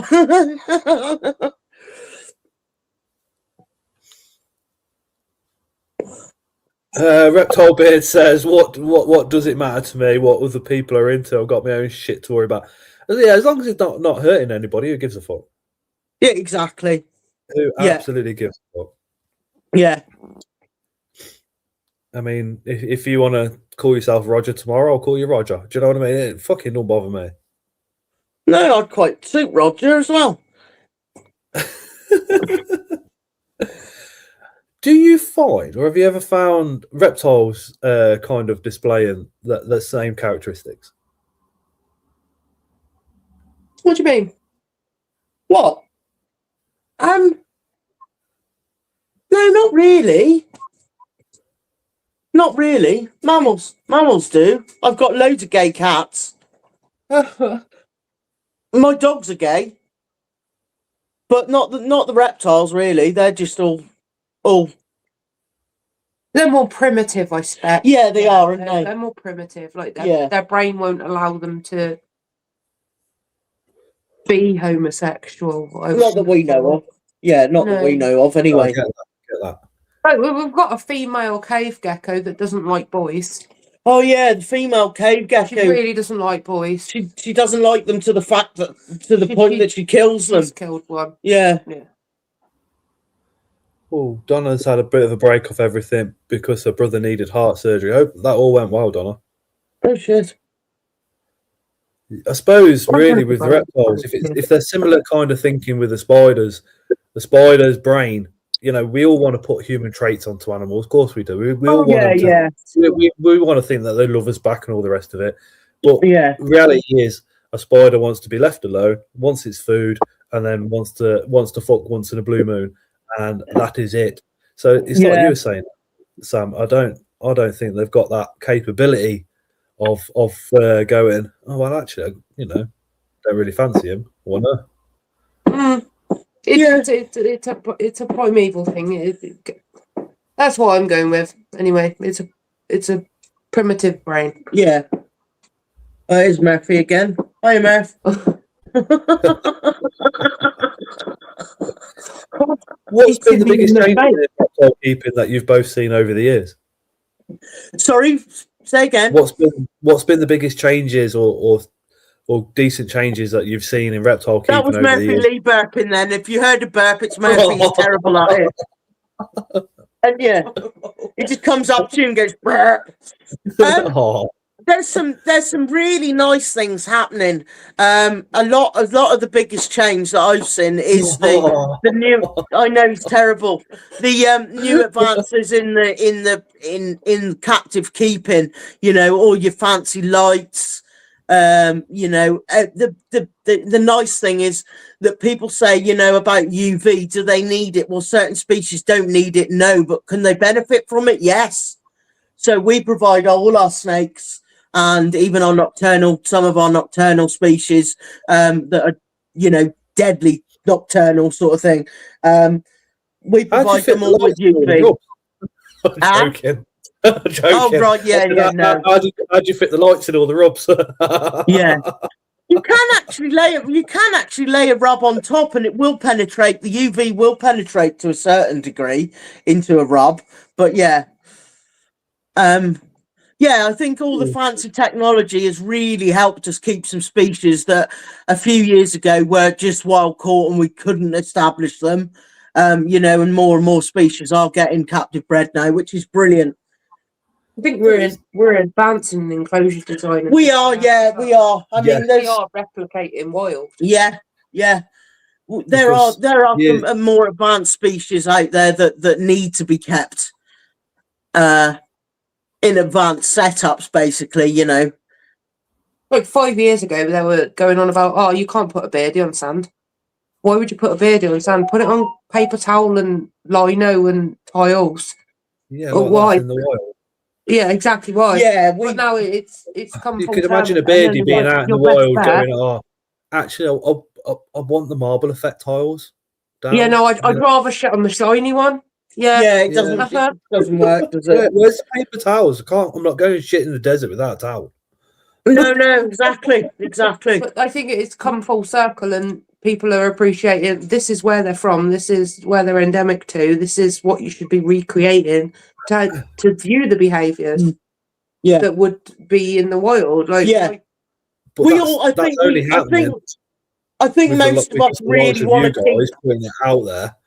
You know, I think most of us really want to. Sorry, go on. No, carry on. I think most of us really want to keep to animals so they can display as much natural behavior in captivity, because we've still got them in captivity. So why not kind of do your best to replicate that and have them experience and showing those behaviors, you know? It shouldn't even, in my mind, it shouldn't even come into question. No. It should be like, if you're gonna keep an animal I appreciate the fact that like dogs and cats they've been bred now to literally live next to us in our houses and all the rest of it. Yeah, But reptiles and the spiders and the things probably haven't got that. What we're talking about capabilities probably haven't got that mind capability to be able to change what they do to a different environment. I don't think you can domesticate a reptile.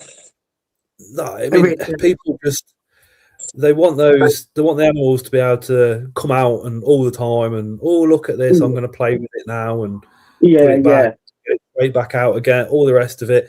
And it's like if you take on an animal that's an invert or a reptile, we should be doing the best we possibly can.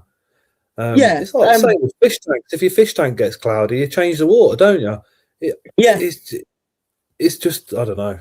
It's like years ago, the lights used to be boom and they used to be bright, coming straight down onto the reptile, and that was that.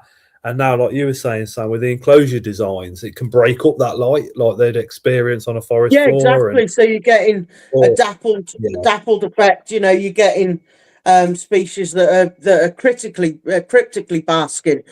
So a leopard gecko might stick just the end of its tail out, but it's still receiving that UV. It's still getting UV rays, like. And there are some. So we try and keep as naturalistic as possible, like I've said. And we look at where they're from. We look at the weather. Whether they exhibit rainy seasons, this, that, and the other. And it does. Once you start, I mean, with something like a leopard gecko, you can keep it in a rub all its life, and that's great. And it will reproduce because they are hardy. These are hardy species and you can keep them, but then you've got your more advanced species that are a bit more demanding, and you couldn't possibly keep them in a rub.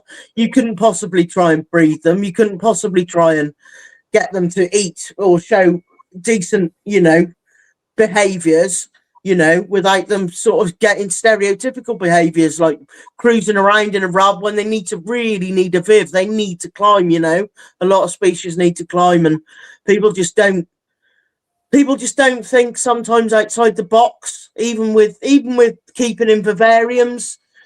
People need to sort of have a look at, would they naturally climb?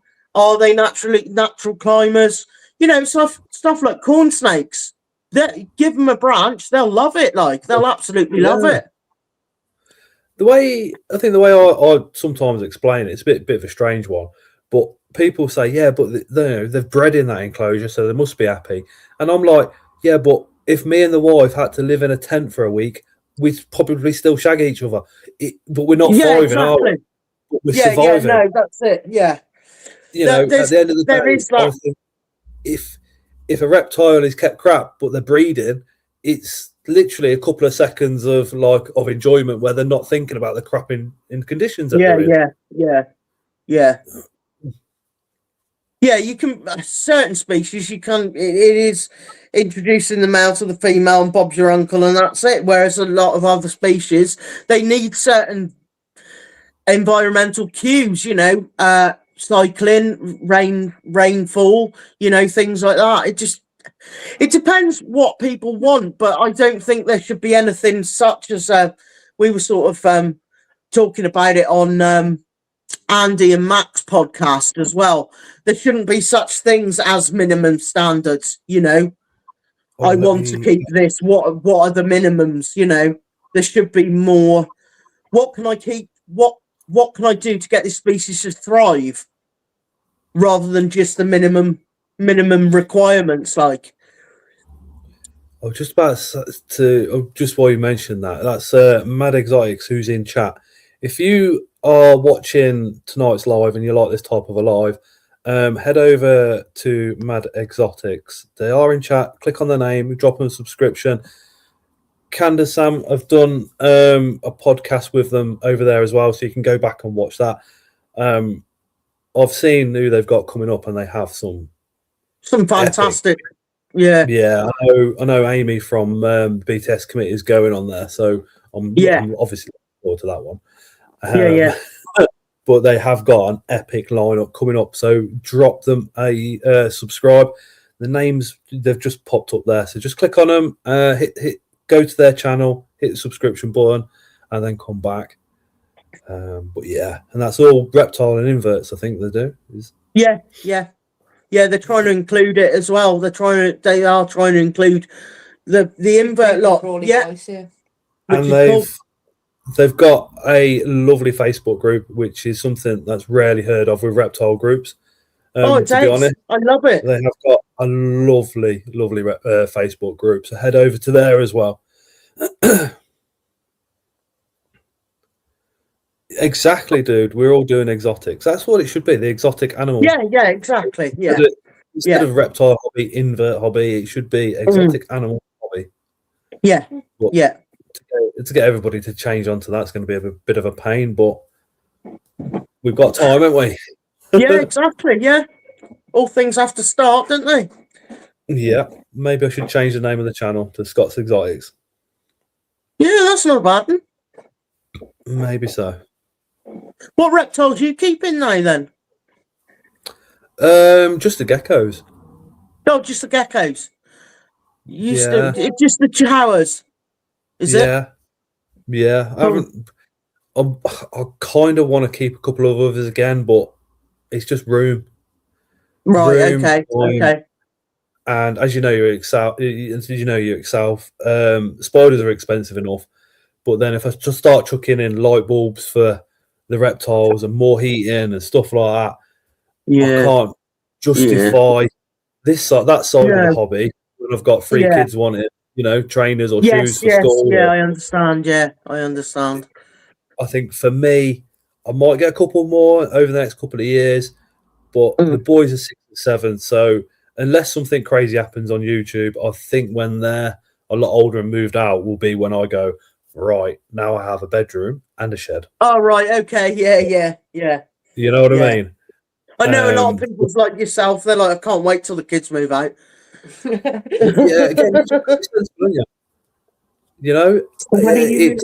the daughter's 16. She's just coming up to leaving school. She wants to go to college. She wants to go to university, and And I've said to her, look, if you go down the student loan path, you're going to be in debt to 70 years of age with the government. Yeah. So I'm going to try my hardest to keep her here, and literally try and buy all the books and everything that she needs, so she can still do it without having that massive debt. That would be cool. Goes, so there's just a lot to take into consideration. If the channel kicks off and starts paying real good cash, then of course. It will be literally what profit. I don't make any money because I've got this building down the road that I fill. And that'll be that. But the end goal is, if that happens, it would be, I've been saying this for about 8 years, if I could get YouTube to kick off, then I would literally hire out probably a small unit, fill it with the spiders, the reptiles that I like and all the rest of it, but set it out so you can have visitors. And the people that are in the recovery project in town and maybe outside of Coventry as well. So while they're rattling off drugs and stuff like that, and that's all they can think about, bring them down, look around the reptiles. They could look around the spiders and the centipedes, and for a couple of hours, their mind is on something else. It's taking it off. Yeah. And who knows? I mean, how I got into inverts was when once I'd done my rattle, I got given 2 tarantulas, and that's how it all kicked off. So maybe I could get more people into it that way as well as. But I would absolutely love a room away from the house for obvious reasons, for the vulnerable adults that are going through addiction to come down and just spend a bit of time with some animals. And that's what I'd love YouTube to be able to do for me. Yeah, that's wicked. What a lovely thing. Yeah. Tara says, if Noah has his way, we'll have every single animal going. Oh, he wants a hedgehog. Oh, bless. But the jellyfish he's been going on about for about a year. The hedgehog he's been going on for about 3 or 4 months.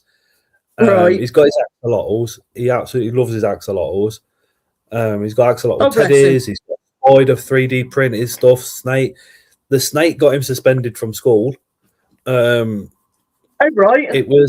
was a bit of a weird one because the suspension got lifted because Tara normally goes to these meetings and doesn't say anything, but this time she's Senko trained. She did all the research and she went in and she gave them all the long words that they didn't know what the fuck to say to her. So they took the suspension off Noah. But they said Noah had stabbed somebody in the eye for absolutely no reason. Now, Noah's left-handed and he was writing away, and this kid nicked his 3D printed snake. So Noah's lost the plot, punched him in the eye, and that was that. But this is the same kid that calls him a girl for having long hair, told him he should get his hair cut, and has been picking on him for ages. But the school failed to recognise all this. Oh no, they didn't see that. No. So obviously he got suspended, and then Tara went in and mentioned the fact that that we could appeal it, and we were going to, and they could face a £35,000 fine again because another parent did it last year. And they obviously then took his suspension off his record and stuff like that. But yeah, it was a 3D printed snake that got him suspended. Oh right. Yeah, and God help anybody if they if they hurt a spider around him, he doesn't question it. He will punch you as hard as he can. He's been raised right. Yeah, too right. Both the boys are taught that if there's a bully, they tell the teacher. If the teacher does nothing, they have my full backing to go punch them, and I will take the crap for it quite happily. So they're both very much like, yep, okay. But the only issue is when their friends get bullied, they go and jump in now as just as quick as well. And I'm like, oh my God. Oh, yeah. If his friends in 2 years above are getting bullied, he goes and sorts the kids out that are 2 years older than him as well. He? Oh, yeah, he's autistic, so he doesn't see fear. He's just like, no, of course. Yeah. And I'm like, oh my God. But yeah, if the teachers have got a spider in their classroom, they call for Noah, and Noah goes in. Doesn't matter what spider it is, picks it up gently and takes it outside dead slowly and goes, puts it down, and then comes back in again. He's got bug hotels that he's set up around the school as well. All right, cool. So yeah, proper chip off the old block then. Yeah, he's an amazing little kid. Don't get me wrong, he is a fucking nightmare. But when it comes to animals, I wouldn't he's change. He's got it going on like he's 100 mile an hour from the moment he opens his eyes till he closes them, and I mean 100 mile an hour. But I wouldn't change. But when it comes to animals, it tends to slow him down. He wanted a jumping spider for his birthday, so his mum got him one from the show. My God. Yeah, he's delighted. Is he? Yeah, absolutely. He loves the centipedes, the millipedes, the scorpions, the geckos. He loves them all. He's got a thing for sharks. And I'm like, sharks could eat you. And he's like, yeah, I know that. But there's a lot of species of animal out there which he knows, and he absolutely nails the pronunciations of some of them as well. It's like, oh yeah, wow, got it going on. Yeah, it's healthy though, isn't it? Very healthy, I think, for kids. Definitely. Yeah, I mean, like you said, I mean, if he gets an addiction to animals, he ain't gonna have money for drugs, is he? Well, no, that's it. And he's like I was when I was a kid. My mum literally said he is, character-wise, everything that I was doing. And I didn't have animals. We had a dog and we had goldfish because my stepdad just anything. No. Right. You know what I mean? Maybe if I had all that, I've gone a bit fucking doolally. Oh, Tyler says he also wants a stingray.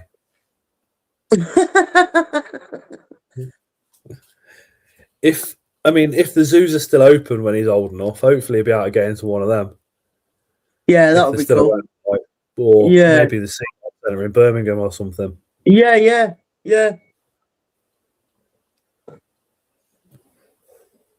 But to be honest, I see him doing like what you guys have done and literally like have his own little rescue. With his dad coming around checking the temperatures. Oh yeah, he's got the shrimp. He's got a little shrimp tank. Cool. He's got a little red shrimp. Oh fucking hell, Alan. Tara says he wants a stingray, and Alan says that can be arranged. Oh bloody hell! Alan works. When I say he works in an aquatic centre, he is one of the most intelligent men I've ever met in fish keeping. I've kept fish for a very long time, and me and my mate used to travel all over the country, meeting people, getting fish and stuff like that. But Alan's knowledge is just like another level. Wow. If there was a degree in fish keeping, it'd have Alan's name on it. You know what I mean? Cool. Hey, Moon, you okay? But yeah, is it just the reptiles that you've been into over the years? You ever had fish? Yeah. I used to keep a lot of cichlids. I like my cichlids. I just haven't got. I can't give the fish the space that I need for a vivarium, if you get what I mean. Because there's always something that needs to come in. So yeah, I can't justify an aquarium anymore, really. But yeah, I do like fish a lot. They chill me out.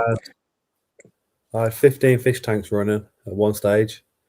Oh wow! I had a 5 foot by 4 foot by 2 foot back in the kitchen, which just had a couple of. It was cichlid tank, but they were all pairs. So I'd pull out a male and female, cool them down, warm them up, and do all the breeding process. Had red-tailed catfish, had arowana, peacock bats, Jack Dempsey's, the electric blue Jack Dempsey's, shell dwellers, all the Malawi, all the fish from Lake Victoria as well. Yeah, I like Victoria and Malawi. Yeah, had all sorts. In the end, when me and Tara got together, I had a couple of spiders, and I got a marine tank, and we ended up having to get rid of the marine tank to make room for more racking for the spiders. Oh right, okay, I get you.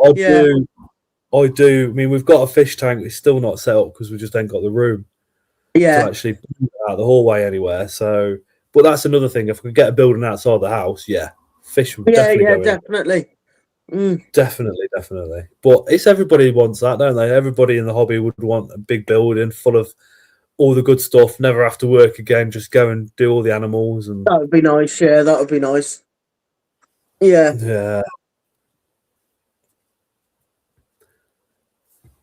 What's been your highlights of keeping the reptiles so far? Lots of little highlights. Yeah, there's lots of little highlights every year. Breeding different species, breeding species that we haven't bred before. That's always good.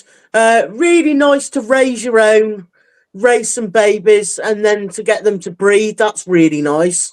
Or just even raise them from babies and see what they're like, as adults. Like, it's some little things, you look back and think, well, are they that small, and stuff like that. And it's just for me, I think with the Fiji's breeding, the low-banded iguanas, like that's really cool. But then, like saying that, I'm happy to breed anything that we can house anyway. Like, we don't breed all that much, but it's just nice when you sort of, especially if you do breed something, keep it back, and then that reproduces as well. Like the circle of life. Yeah. To know that you've had that gecko since it was in the egg, and then to go forward and then raise it properly, and then for it to have eggs of its own. Like, it's it's nice. It's good. So there's lots of little highlights, really. Mad Exotics wants to start working with wild caught stuff to establish more captive bred lines. There's a friend of mine that you might know, actually. After PM you, he goes over to Europe and brings reptiles back and then sells to the pet industry. Right. It might be a way of getting maybe some of the rarer stuff, or males or females to your males and females in.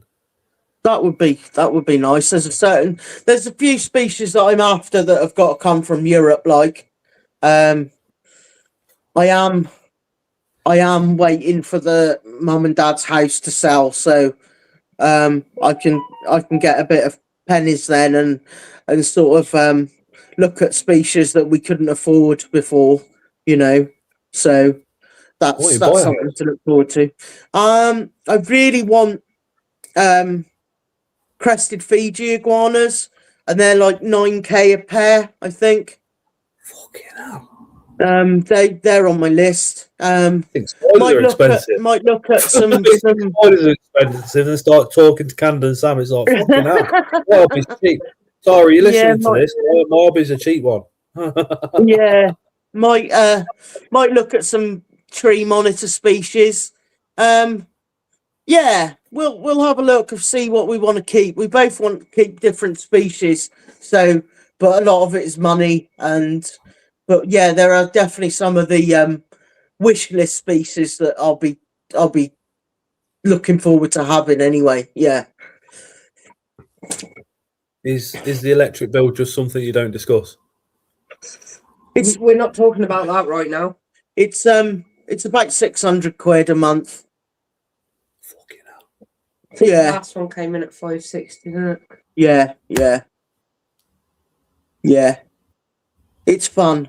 Obviously, in the winter, it's different because a lot of the species are asleep for winter. So there's not, there's not a lot of. You'd have thought it'd be the opposite way around, wouldn't you? Yeah. Where there's like less heat and light in the summer and then more during the winter, but things go to sleep. Yeah. Maybe then, like, just as an idea, maybe set some solar panels up in the garden. Yeah, we thought about that. Yeah, we thought about that. Again, then over that's the something years, that'll come with money. Like, yeah. I mean, my mate, he had a fish building. Well, it was a shed, but all the tanks were heated, and then he got two big, and I mean, like, 8-foot tanks, which were marine in his front room, and his house is covered with the solar panels, and he says it covers the bill, and then the electric company give him literally about £4 or £5 a month because he puts that much back into the grid. Like, he said, if you take all the fish tanks away, he said he'd make quite a bit of money off it, but he wants fish tanks. Yeah. We don't talk about electricity bills, says Reptile Beard. Yeah. Mad Exotics tricolour hog noses are just dropped. Another clutch. That's 7 clutches on the bounce off one pairing. Yeah, I think I need some from him. Get the DNA. I think I need some tricolours. Yeah. Alan says, "Do you happen to work with rainbow boas?"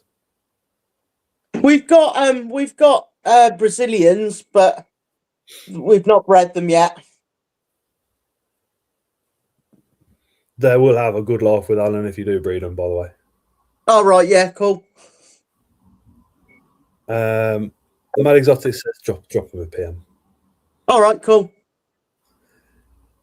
And then with the photography, if people want to kind of see what you're all about on that side and see what reptiles you're doing, how would they find you on Facebook, Instagram? I put a bit on Instagram, but my old blooming account, I couldn't get in there again, and I just can't get in there. So I had to start a new one. But Facebook's still there.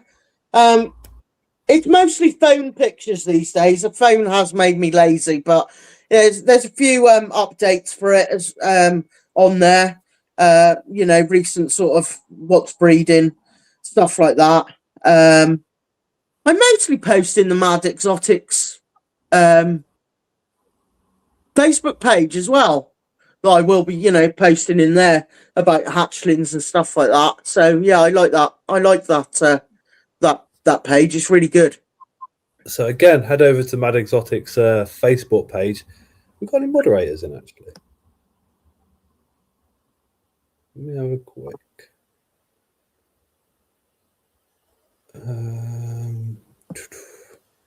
No, right. Give me 2 seconds. Let me see if I don't know if I'm logged into it on the laptop. Oh no, I'm not.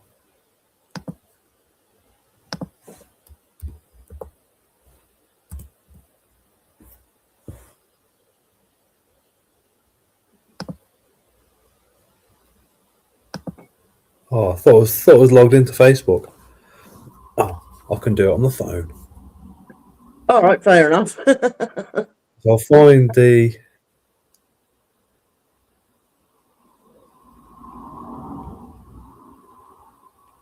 It's all about community, and they're really, really pushing that, and I like it. Togetherness, Yeah, friendliness. there's been that divide for too long, basically.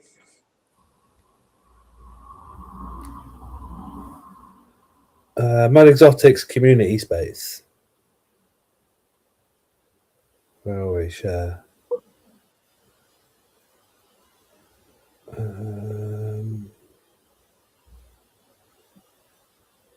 Just shared it to my Facebook page, to my personal Facebook.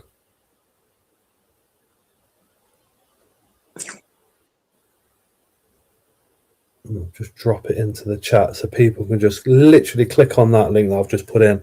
That will take you straight over to the Facebook group. Yeah, I don't really bother with many Facebook groups too much. No, neither do I, and it's refreshing. It really It is. is, yeah, because a lot of them. I mean, the thing that pisses me off at the moment is people come into the hobby and then they get a spider or they get an animal, and the first thing somebody says is, "Oh, you should have done your fucking research. Do your research. Do your research." Yeah. And I always think, but sometimes it's not like that. Sometimes I'll go to a show and I'll buy a spider and I'll bring it home and it's one that I don't even know what it is. And then, you know, you talk about it to people, and that's the way that you might absorb the information. You go, look, I've bought this, you know, can anybody help? And it's for people to go, oh, you should have done your research. Yeah, I think some people do a lot of research before buying an animal, but some people do buy the animal and then go, oh shit, now what do I need for it? And I think they still need help, basically, don't they? Yeah, we all should be open to that, because just by going, oh, you should do your research, you've literally just cut off all your experience and knowledge and all that sharing that you're doing just because somebody's just gone to buy an animal. Yeah. Yeah, everybody impulse buys, or somebody goes, I don't want this no more, and you go, oh fuck yeah, I'll have it, and then you think, shit, now what? Yeah, I mean, everybody's got a little bit of knowledge that they can pass on. Yeah, everybody. Every day's a learning day. It's you still got to help people, because that animal will still need that. You know, the people are genuinely asking for help. Like, you know, what's the point in shouting at them and firing blooming, you know, bloody questions into them and statements like you should have done your research. Well, not everybody does. Like, no. I mean, you know, with all they get information from, say, Google and stuff, and it's not right, and it's not, and it's outdated and stuff like that. You know, AI generated is literally our worst nightmare at the moment. Yeah, I bet. Yeah. It really is. Yeah, there's a lot of stuff that I've seen that's a bit like sketchy. But I mean, it's different. I mean, I struggle to read a book cover to cover. It really don't happen. But let's say if I had a reptile and I've messaged you, Cand, as you know, I'll have that conversation. Then I'm at the end of the conversation, I'm like, oh fuck, right, yeah, I know, right, off we go. Yeah. And you always. I think that's what I like.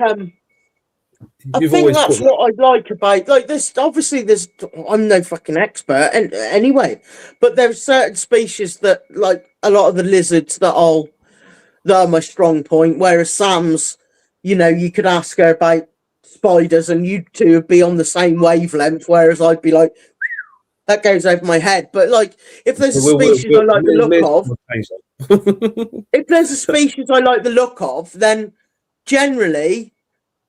Someone I know keeps them or breeds them. You know what I mean? So I say, you know, give me the lowdown, and they do. Yeah, you know, exactly my point. And you need. I like it on a personal level, because they've actually kept them or bred them or both, and it's better than any care sheet or anything like that. Listening to somebody, you know.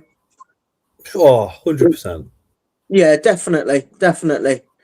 and you get more out of it because, you know, 9 times out of 10 they're a passionate keeper as well. Like, so you do get more out of it, and you know, and you know the difference then between thriving and surviving, basically, which a care sheet isn't going to give you. It's going to give you survival, but not necessarily. Yeah, it's going to be those minimum requirements, basically. A lot of the scorpion videos I've put out, a lot of the information on there has come from Tim. Yeah. I couldn't think of anyone better. No, there ain't nobody. But I mean, again, to sit and read the books, I would have been like, right, now I'm bored. I can't help it. It's the way my brain is. But to have a conversation about it, I absorb the information a lot easier. Yeah. And then once I've absorbed it from that, and then if I've had that conversation with Tim, I'm double checking everything that I do before I put it onto YouTube as well, because I know he'll go over it with a fine tooth comb. And the first thing he'll message me and go, "That's wrong." Right. Okay. Yeah. Yeah. So yeah. But I just think not everybody researches in the way that everybody expects of the people. Do. Yeah. And for me, it's like, you know, coming to like you or coming to Tim or people like that, and just having those conversations, watching videos on YouTube. But there is a lot of crap out there, so you do have to sift through. Yeah. So my advice to watching videos on YouTube is watch them all, and then you'll generally pick up on who knows their stuff and who don't. Yeah. Definitely. But I do like the Mad Exotics Facebook page. I find that one and the British Tarantula Society one on Facebook to be really nice spaces. My Scott's Inverts community one, I just haven't really got time to do as much on there as I want to. Yeah. We've got the WhatsApp group, but the general chat tends to be very general. So people are like, "You're right, okay." And it's like, no, it's not supposed to be invert. It's supposed to be a general community for talking. There's reptile chats and other stuff in there as well. But that one. Critter Dan says Supermum is retired and was last paired in the summer of 2025. She did take a month off laying, but if anyone wants a tricolour, we have plenty brewing. Cool.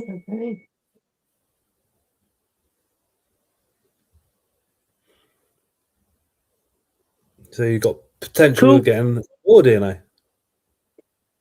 Cool. And what that's doing is having 3 of you now breeding them. It's eliminating the need for wild caught. Exactly. Yeah. Exactly. I mean, you probably need wild caught in about another 20 years. Yeah, I mean, certain things, you know, the certain things aren't just captive bred, and you can't get them these days. But then, like I said, you can get so many species now that are still wild caught for the more advanced keepers, but giving us all this new technology puts us in a better stead to be able to actually keep these things successfully. You know. The ones who work, well, we've got a few wild caught species here because they just don't come in captive bred at all. So we try and breed them if we can. It's the same in Spy Derby. People go, "Oh, I haven't got any wild caught," and I always say, "You probably have. You just probably haven't been told that it's wild caught." No, that's it. Yeah, that's it. And it's a shame, but that's just the truth of the matter. Yeah. Yeah.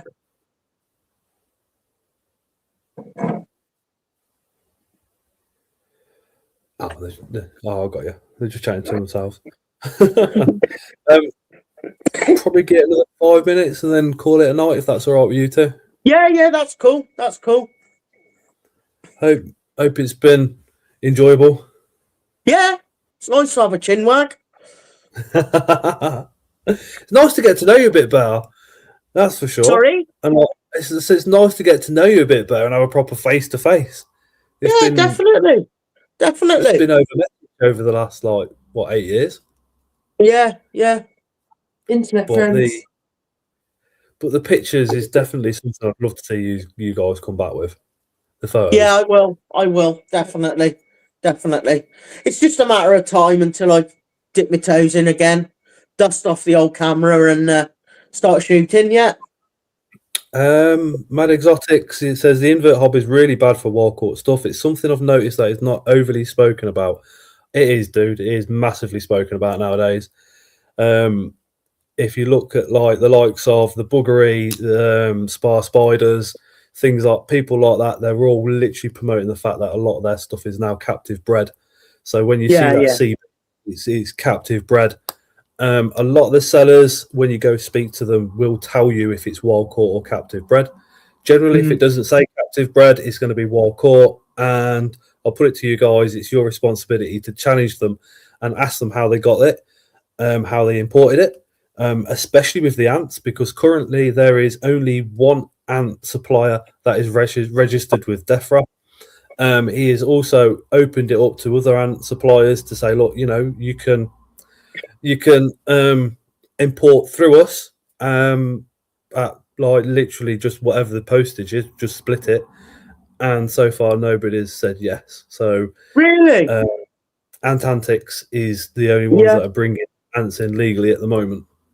Right.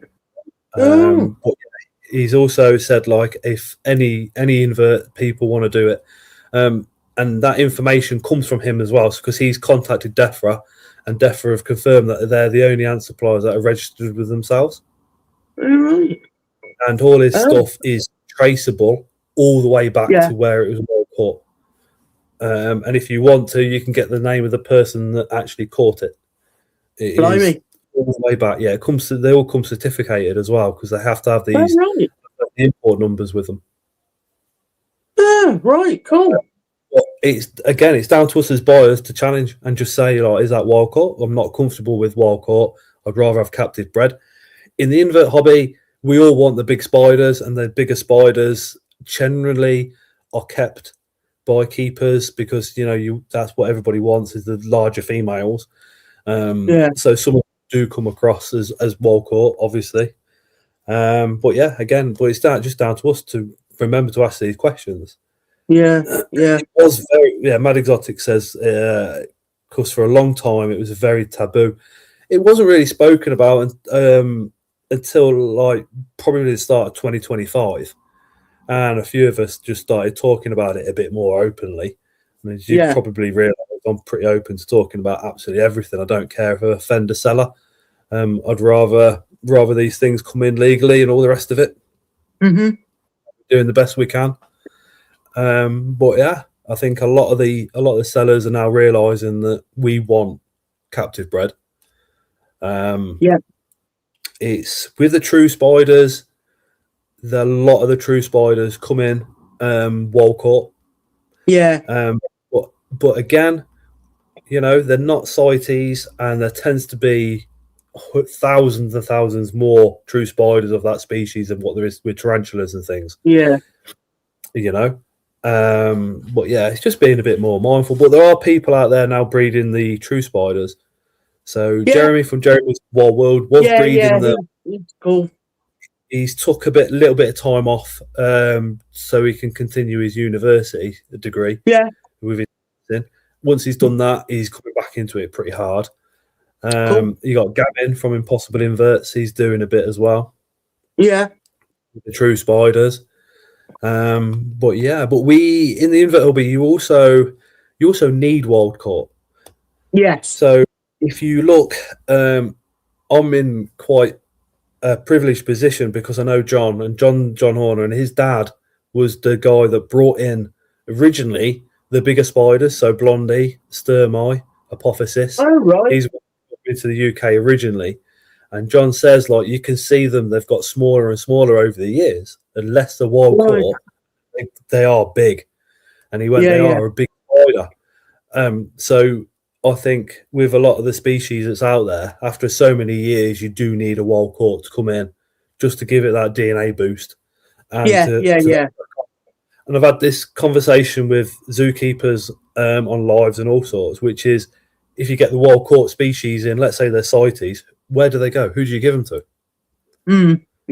You know, because he's got to go. They've got to go to somebody that knows what they're doing, but then they've got to go to that person. Then can't be somebody that's just going to breed them and then go, well, I've got the babies. They're £10,000 each.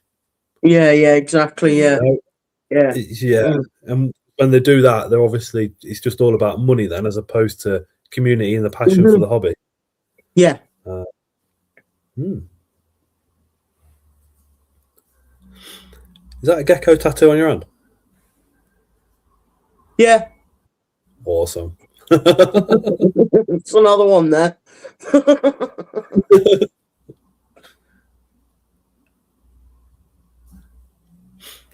Just checking the battery on the laptop because I've unplugged it somehow. I think I've kicked it. Still 25%. That's all right. 25%. Oh, the wife's off. All right. But yeah, thank you both. Really, really, really enjoyed it tonight. That's all right. No problem. Again, with people watching, if you want to see the previous podcast that Cand and Sam done, pop over to Mad Exotics on YouTube and go watch that one as well as. And I'm going on. I'm doing one with them as well. I can't remember the date though. Oh yeah, cool. Can't remember the date. I'll have to check the Facebook group to get the date. Yeah. But no, thank you both. Appreciate it. That's all right. No worries. Thank you. It's been nice to have a chat. It's been lovely. I'm glad you enjoyed it. Yeah, definitely. We'll say night, everybody in the chat. Bye-bye. Night, everybody.